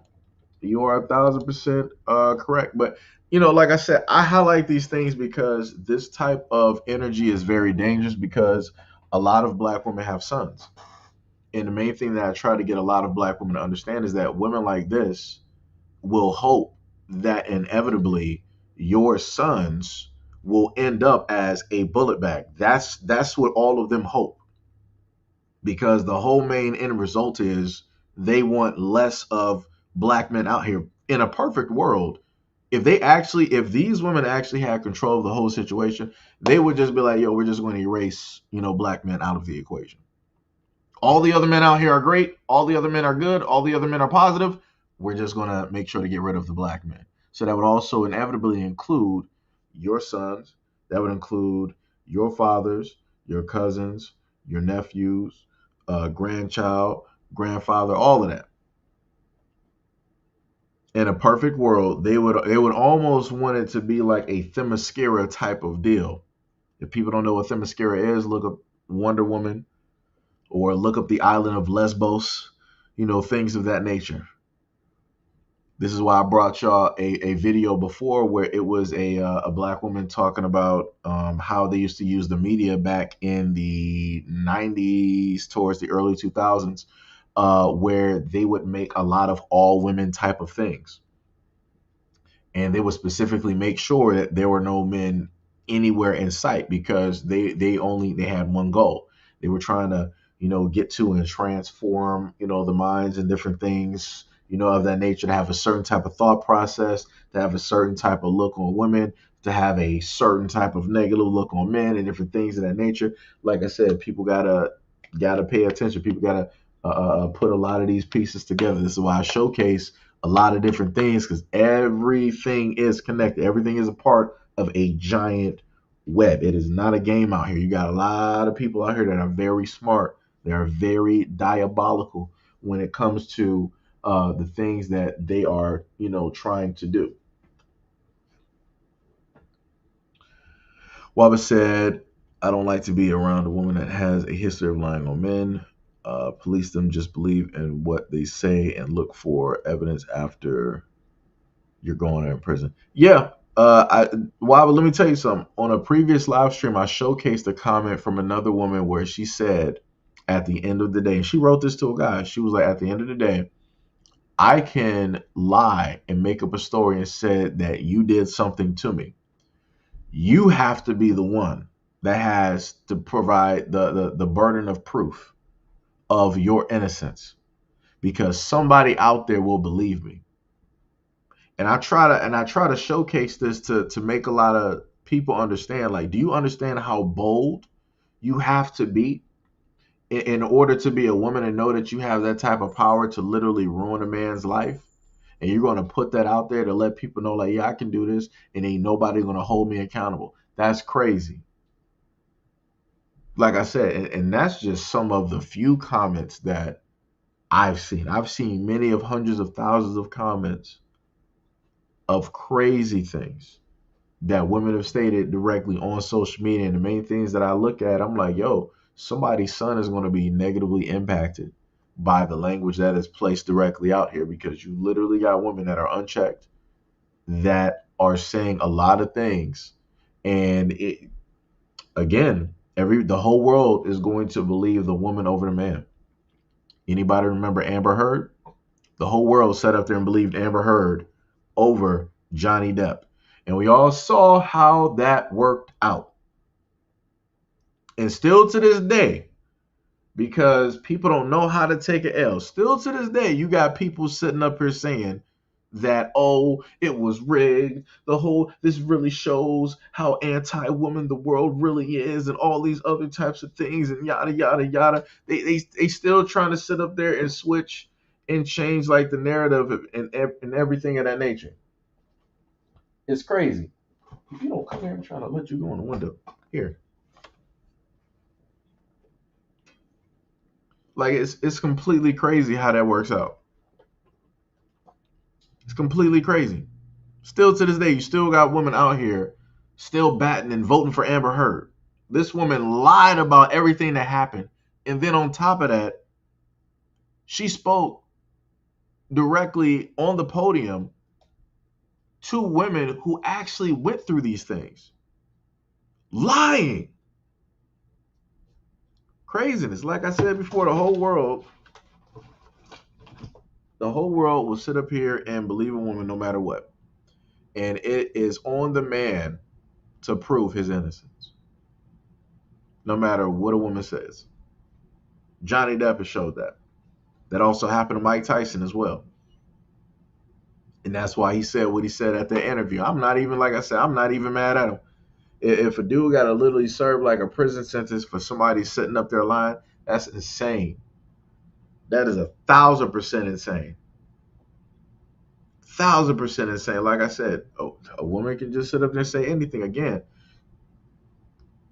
somebody's son is going to be negatively affected because you got a lot of women out here who are unchecked.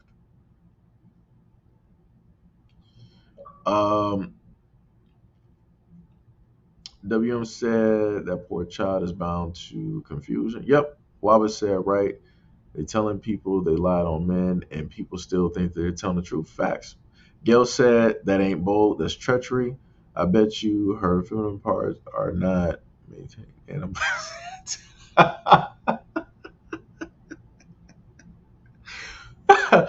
oh my goodness. Oh my god! I swear at the end, I think Gail had made. I swear that was supposed to be like a smiley face. I feel like I was supposed to be like a smiley face at the end of that. Waba said that boy that cried wolf effect should be considered. Yeah, like I said on my platform, I've covered quite a lot of incidences of women basically lying and men being locked up. Like I said, you got a dude that was locked up. It was do I still have his story directly up here? I might not have his story up here. Let me see if I still got it. Yeah, I don't think I got his story up here, but it was a an elder. It was a black man that was locked up since 1978, and he was just released because of lies that were specifically told on him. Like I said, that's crazy to me. That's 1,000% crazy. How something like that could even sit up there and take place. 1,000% crazy. That was the same thing, just like with the Central Park Five. All those young men lost years of their life. Years of their life. The whole world was literally trying to paint this whole picture. They believed this one thing, and everybody was wrong. Everybody was wrong. MD said, "Oh man, y'all crazy." Waba said, "Remember the lady that lied on the two college football? Yeah. That's the one I'm talking about. I'm trying to figure out if that was the one where they had something recorded or something. It was one of the cases where um somebody had some proof basically recorded, and that was the main thing that really helped them. Without the recording, it would have been a wrap. And then let's not forget, you got the one black kid that kissed a girl, and he's locked up. People forgot about that one. You have the one black guy that sat up there and kissed this white girl at some gathering or some party or whatever it was, and he ended up getting locked up. And I'm like, wow, wow. I'm like, that is it. Nothing even happened. It was just that. I'm like, wow. And I'm like, that's what I be talking about. That's why I always play that clip where that little girl from Australia, where the mom asked her who stole the cookies, and she said a black man did it. I'm like, yeah, she was raised to say that. She was raised to say that. Like that. That's just something that's like that was just in her to sit up there and say. Like I said, people got to pay attention to how a lot of these kids, are innocence taught. People have to pay attention.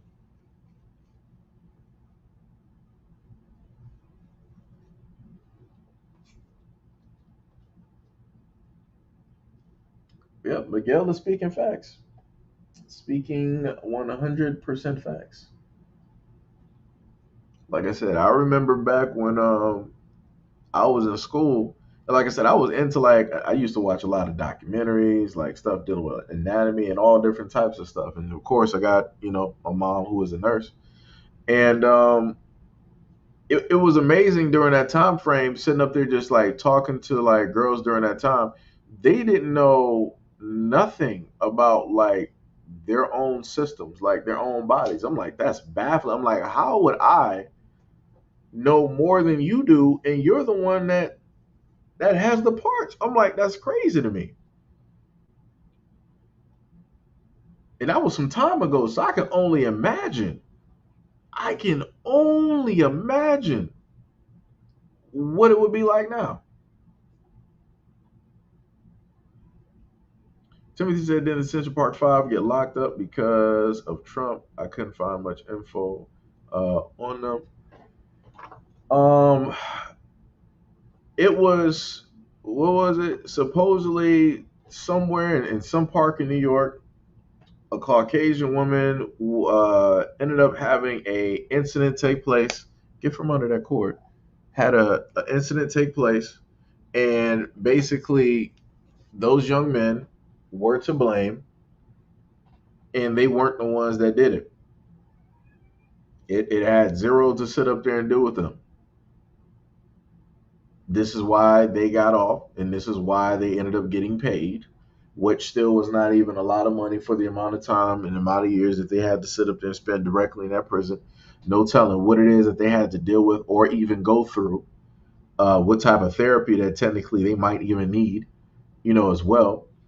And then, yeah, I did put up that one picture where you had Trump talking about bring back the death penalty. Yeah, I did put that one, directly up there. Like I said, it was some crazy stuff, and I promise you, a lot of those people during that time that 100% believe that those young men were guilty.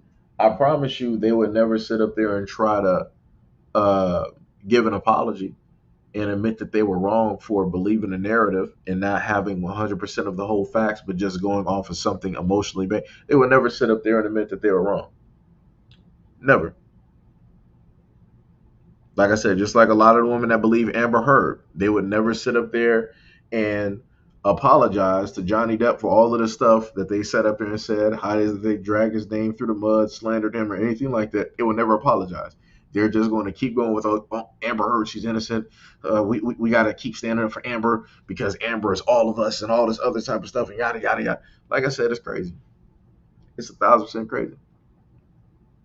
Baba said, if a Negro male said everything they say and do, how fast will it take for the feds to show up at your door? It wouldn't take that long. It wouldn't take that long. If a dude basically like says some crazy stuff online, they would be there pronto, because like I told y'all before, the government watches everything, like these live streams and everything that people do on YouTube and social media. The government's tapped in on every single thing. They know what people are talking about. They know conversations, whatever blog sites you got, whatever type of secret sites or discords. It ain't really that secret. It ain't really that secret. It's not as secret as you think it is.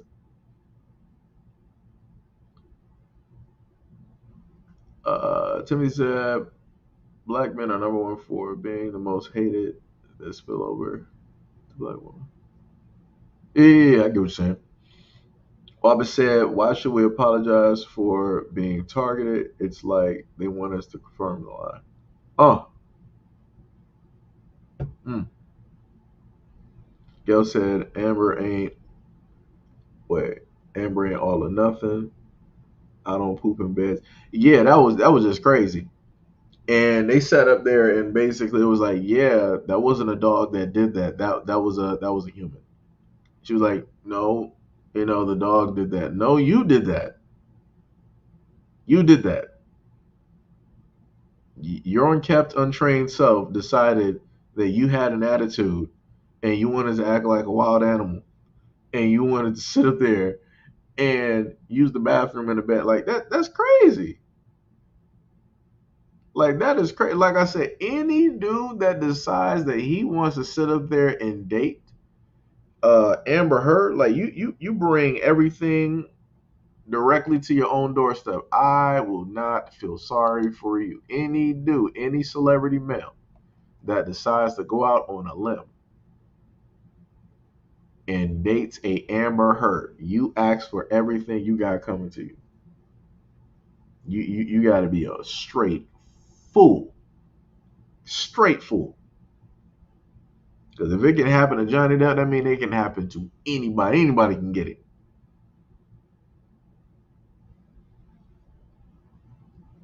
Like, that's a 1,000% crazy. Said, okay, that's the connection. Still crazy though. Yeah, it is. I don't even think he even gave an apology, as a matter of fact.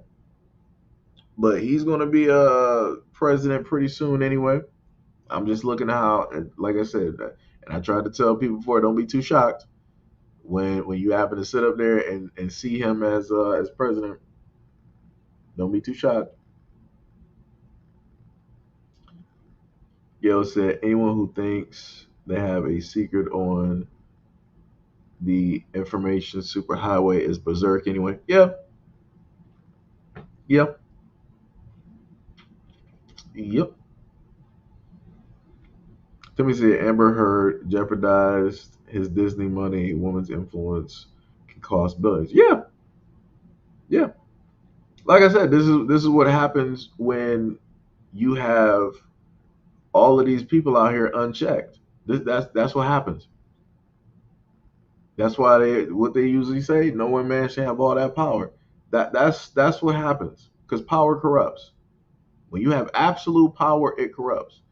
And you got women out here with that type of power, and it corrupts. They feel like they can do any and everything they want to sit up there and do. They'll get so like vindictive or feel a certain type of way emotionally that they will just think a scenario into existence and make it reality. Literally. Greatest actors out here. Greatest actors. Amber, she did better than any other movie I've ever seen her in. She was out there working those tears. Tears weren't even moving, but she was moving that face. Let me tell you. My dog stepped on the beat. She was working those tears. The Oscar performance. Oscar performance. Let me tell you. Uh, what Gail says, see who is president? Trump. He's more than like I said, don't be too shocked if you see him as president. Do not be too shocked. Do not be too shocked. Like I said, there's a lot of things basically falling in line for it to basically work. You got a lot of the black people that were at one point in time convicted and they were freed. I think some people might have been on death row. He sat up there and freed them, including some rappers. So he already got a little percentage there of the black population. He already got the black conservatives. Now Trump got a mugshot. You're gonna have a lot of black dudes out there, but like, yo, Trump is just like me. It's like, yo, they sitting up here trying to do X, Y, Z, and all this other type of stuff to him. That's the same thing they did. Like I said, it's going to be a lot of stuff that's going to culminate into this basically taking place. Because I'm just going to be honest, there is not a political person out here that can try to say that they are relatable on any scale to a normal person out here. None of these political officials out here got like a mugshot. None of these political officials have had their name basically like dragged through the mud and getting seen a certain, like I said, you're going to have a lot of people associate themselves with what it is that he went through. They're going to see themselves in that, especially if anybody has been like convicted, anybody got a mugshot, anybody that's been arrested. That's a lot of people in the United States.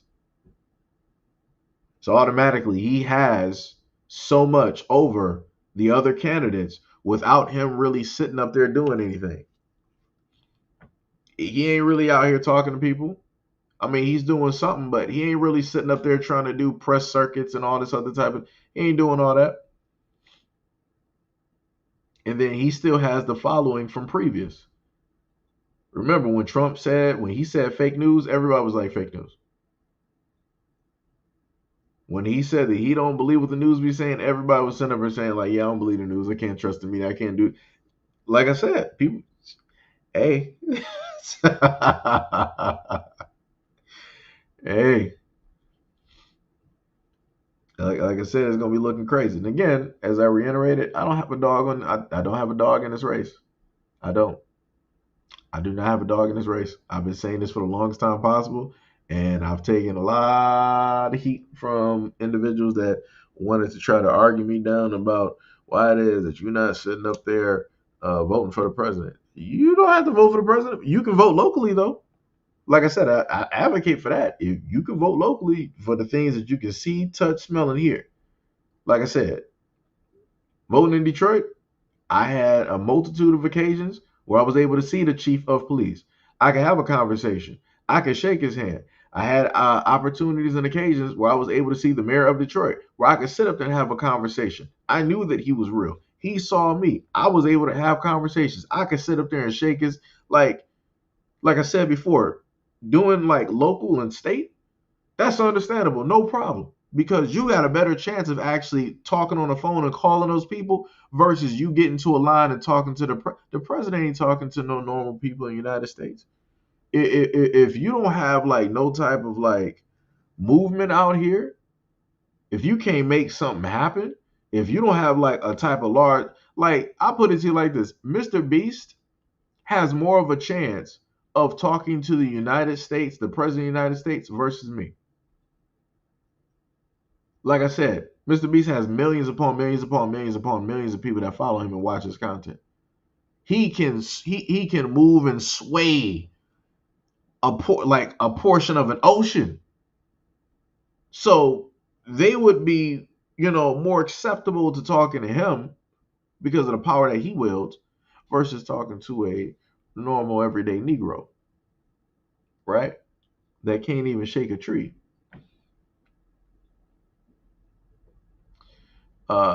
Timothy, Wabba said, feminists call all men dogs.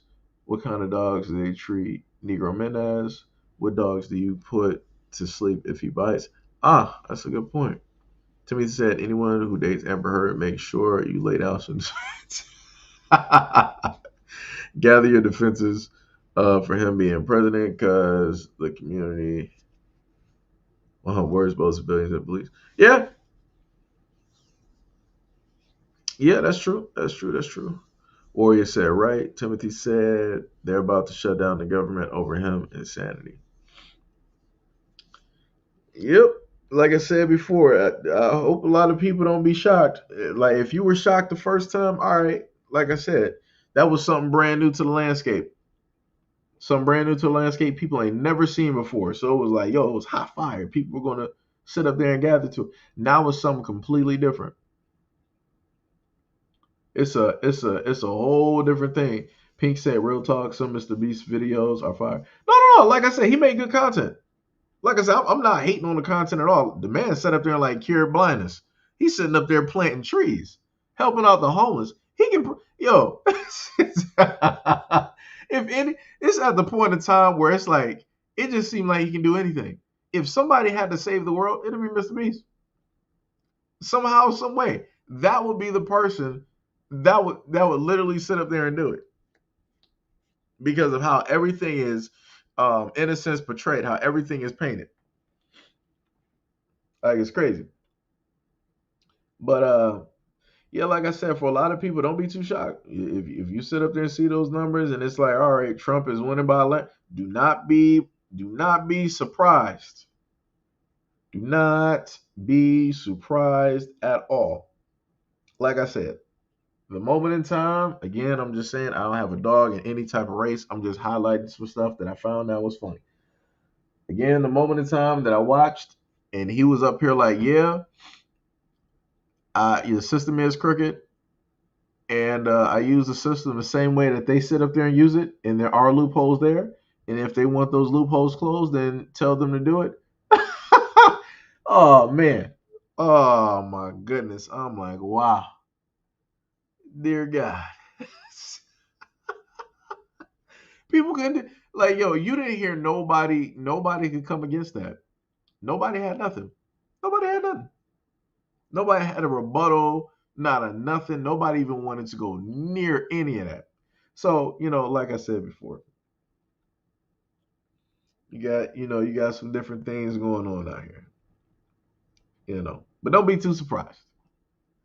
But if the government does get shut down, again, don't be too surprised. If at some point in time we actually happen to have a blackout or an attack on the grid, don't be too surprised. Because again, during the pandemic, there were test runs on that where magically people were aiming at grids or transformers and causing black. Again, don't be too surprised. Don't be too surprised. Like I said, people just got to prepare. Going back up to what was it with what Timothy has said before about defenses and people being prepared. Like I said, I advocate for that. I advocate for those things for people to be, as prepared as possible to make plans with their families and and everything of that nature. It's very important to do that. It's very important. But yeah, that was pretty much everything. I think I covered quite a bit. Just thinking about it, I think I did. I think I did pretty good today. Did pretty good. We did that within about a good 3 hours. Was able to go through quite a bit of you guys' comments and whatnot. Also, much love, respect, and appreciation to any and all of you guys. Um, you know, that were directly present for this. I might have missed some of you guys. I'm trying to roll back up. Shout out to, well, I don't think Trills is here. He might be on Xbox. But shout out to Trills. Shout out to Dorian Scott. We had DC in the building. We got Victory Leo. We got Maroon Warrior. We got Obsidian. We got Sir Slick. Who else we got that I might have missed? We also had Organic Magic in here. We also had Hack directly in the building. We also had Catnap. I think I had meant to call out Catnap before because I saw her comments up there, but I was tunnel visioned out. I was tunnel visioned out. Black Lightning said you heard about what the UK achieved. Does it have something to do with the Hydron Collider? Let me know what it is.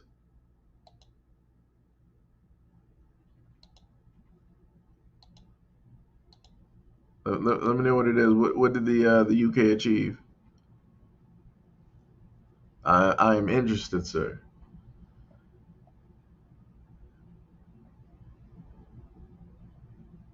Oh, the uterus implant. I'm not too surprised. I'm not too surprised. Now I'll tell you this. That's not the first one though. That's the first one they made public.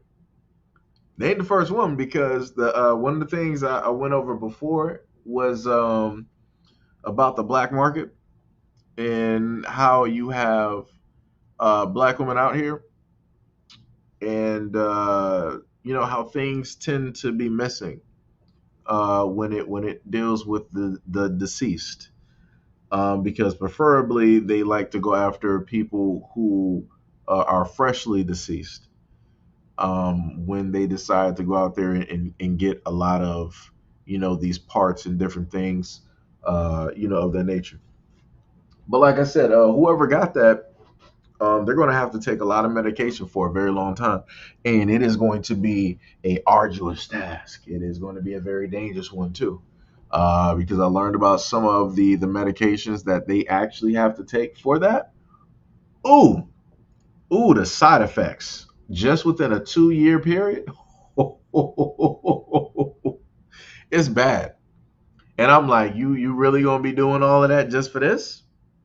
Just for this? All right.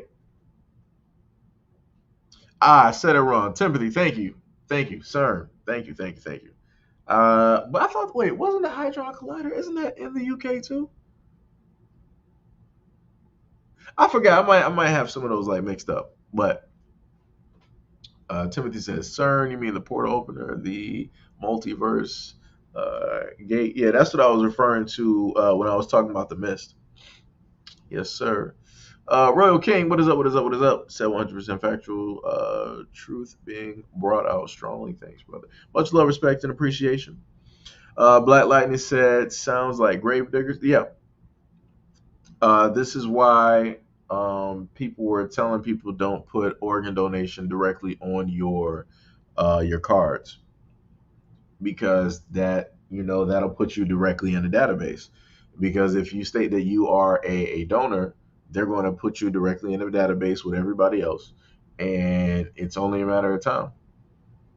It is only a matter of time. Timothy said, no, it's in Finland or the Netherlands, somewhere over there. Okay, okay, okay. Yeah, I forgot. I was like, yeah, it's one of these. It's one of them. I pretty much I look at them almost like both as the same. If you don't get off of those blinds, you gotta be kidding.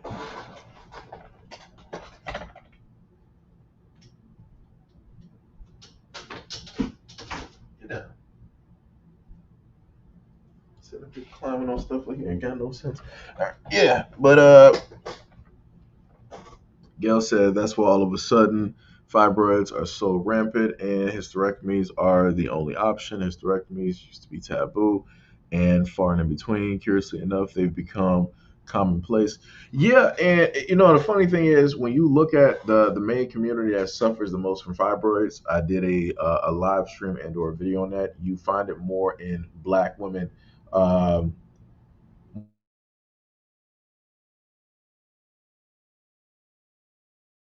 than other.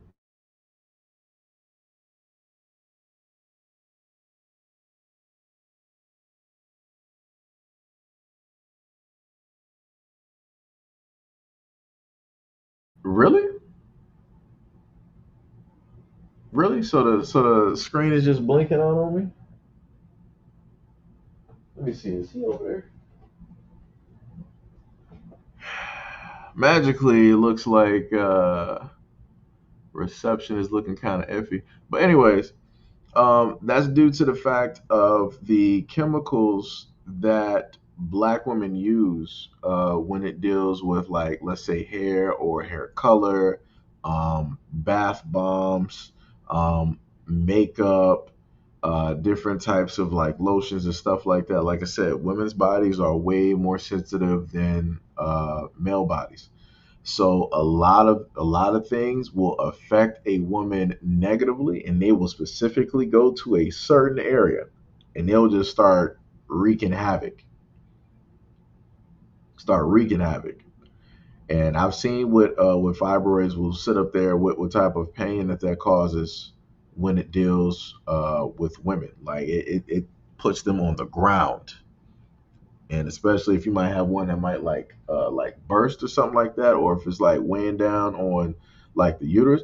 Oh yeah, oh yeah, like it is something.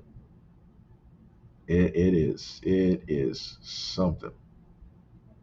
Black said reminds me of the lady who got exposed for stealing flowers from graveyards. Oh yeah, yeah, yeah. I seen her. Yeah, that was crazy. Right across the street, woman just went over there and just like took the. I'm like, yo, you are. Oh man, you a whole nother type of person. You a whole nother type of person to sit up there and do something like that. That's just I don't even know what to even name that. I couldn't even give you a name for that. Couldn't even begin to tell you. And I got a whole dictionary too. Couldn't even give you nothing. Like you a whole nother type to do something like that. That's ridiculous.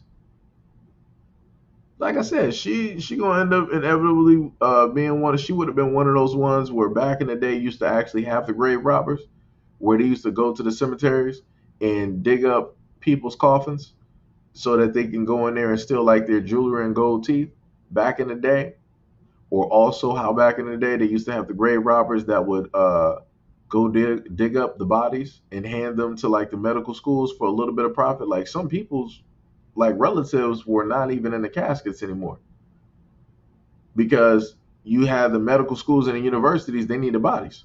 So they would hire these grave robbers to basically take those bodies. Like I said, it was crazy. They still doing that today though, because there was a black family where a black woman, her son had was just recently was like deceased, and instead of the family getting the body was handed off to somebody else. I'm like, how do you do that? I'm like, how do you just automatically take the body of somebody's child somewhere else? Like you didn't, like I said, this is why these hospitals, man, I'm telling you, people got to understand these hospitals, they're into the whole thing dealing with the black market too. They are there. Prime there. They are there. And also, not the mortuary, but the funeral homes. The hospitals and the funeral homes are number one when it deals with a lot of these organs. They are the main ones there. People just do not understand. Like the people who work at the morgues, they're the main ones that will sit up there and they will deal with your loved one or your relative or whoever it is, and then they'll just fill them up a newspaper and then they just get put into the ground. We don't sit up there and check nothing. There are tons of families out there where organs are missing. People don't even know it. People don't even know it. Like I said, I even put it to a further extent. It's some people out there that might not even realize that the body of their loved one is not more than likely the body of the actual loved one. It might be a fake. That good old movie magic where they can sit up there and make a double of the body. Keep the real body, but then give you a copy, a Hollywood copy. And you wouldn't even know the difference because you're in a grieving state. You're not specifically looking for certain types of things and all this other type of stuff. Like I said, I covered a story where a woman, she was convicted of selling organs and she worked for the morgue, right? She worked for them. And like I said, hospital, I'm telling you, these hospitals be doing it too. People do not understand. Just like when people always sit up there and tell women, it's like, yo, if you go have a child, keep the umbilical cord, keep the placenta, because the hospitals will sit up there and get the stem cells directly from the umbilical cord, and they'll sit up there and use those. They will sell those off to the highest bidder. They'll use them for experiments and all these other types of things. Like I said, they will waste nothing. They save everything. Again, this is why they sit up there and have you sign so much paperwork. Because as soon as all that stuff comes out, ain't none of that yours no more. That's the hospitals. Like I said, they make money hand over fist. Hospitals ain't never broke.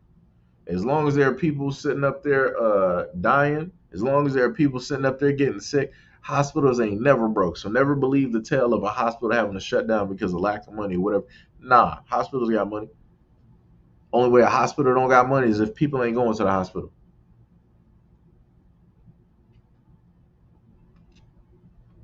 Timmy said there are graveyards in Cleveland that got exposed for body stacking and replacing tombstones with the most current tenant. I believe it. Gail says, shaking my head. Timmy said, this is why I'd rather be cremated. The problem with that is you got to make sure that somebody has to be there to make sure that the body gets cremated. Because they can still do stuff with the body. It's like they'll have the body and then they'll just like take out the organs. Ain't nobody going to be there watching. Nobody in the family going to be watching the body, 24/7. This is why in other religions, they're like, because of religious purposes, we'll take the body from here. We will take the body as is. We got our own mortuary. We got our our own physicians and embalmer and everything. They will sit up there and take it because they know how a lot of these corporations get down. They know that they sit up there and steal organs and everything like that. Like I said, it is not a game out here. Black Lightning said doctors and hospitals are being labeled as angels of death. Oh yeah. I've heard that for a minute. Yeah, because they don't really cure nothing. When is the last time a doctor cured something? Doctors can't afford to cure nothing. If they cure something, they lose money. If they cure something, Big Pharma loses money. They get kickbacks from Big Pharma in order to sit up there and give people medications or experimental medications.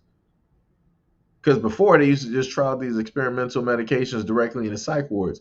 Now, because a lot of the psych wards have been shut down, right, and deemed inhumane, because remember that's where they used to try a lot of experiments and whatnot, because those were quote unquote the throwaways of society. Nobody cared about the people in the psych wards because they were all crazy anyway, right?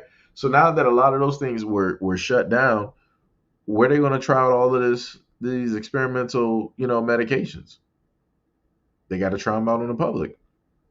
So the doctors get kickbacks from giving people drugs that they don't need and all this other type of stuff. Like I said, look at how many kids are quote unquote have hyperattention disorder or ADHD or whatever it is, and they got to take all of this medication for like 20 years. How much money do you think these doctors and kickbacks are sitting up there getting from that longevity of them having to deal with that medication? And then you got the doctor's visits on top of that. So they getting money off of the initial doctor's visit. Then they getting money off of the kickbacks from the medication that they are basically giving directly to your kids that more than likely they don't even actually really need.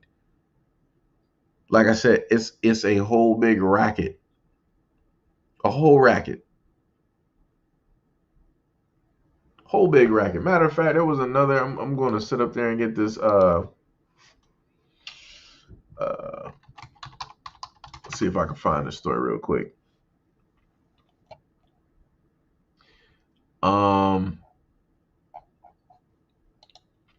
There was a story. Virginia House candidate denounces leak of online video with husband. How does that happen? I mean, it's in Virginia, though. I can't be shocked. She must have an OnlyFans or something.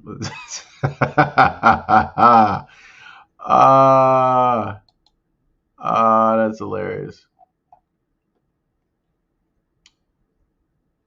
That's the woman. Yeah, I could have kept that. Okay. Let me let me look up this.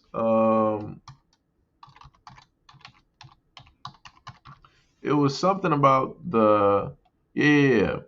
They said that VA Loma Linda mismanaged more than 1 million in patient transportation fund. Like I said, you got a lot of people. You got another one. 6 days ago, California hospital mismanaged. Oh yeah, I think that's the same thing. That's the same one. Yeah, Loma. Yeah. But yeah, it's like every single time you look around, all throughout the years, everybody here always stating how patriotic they are.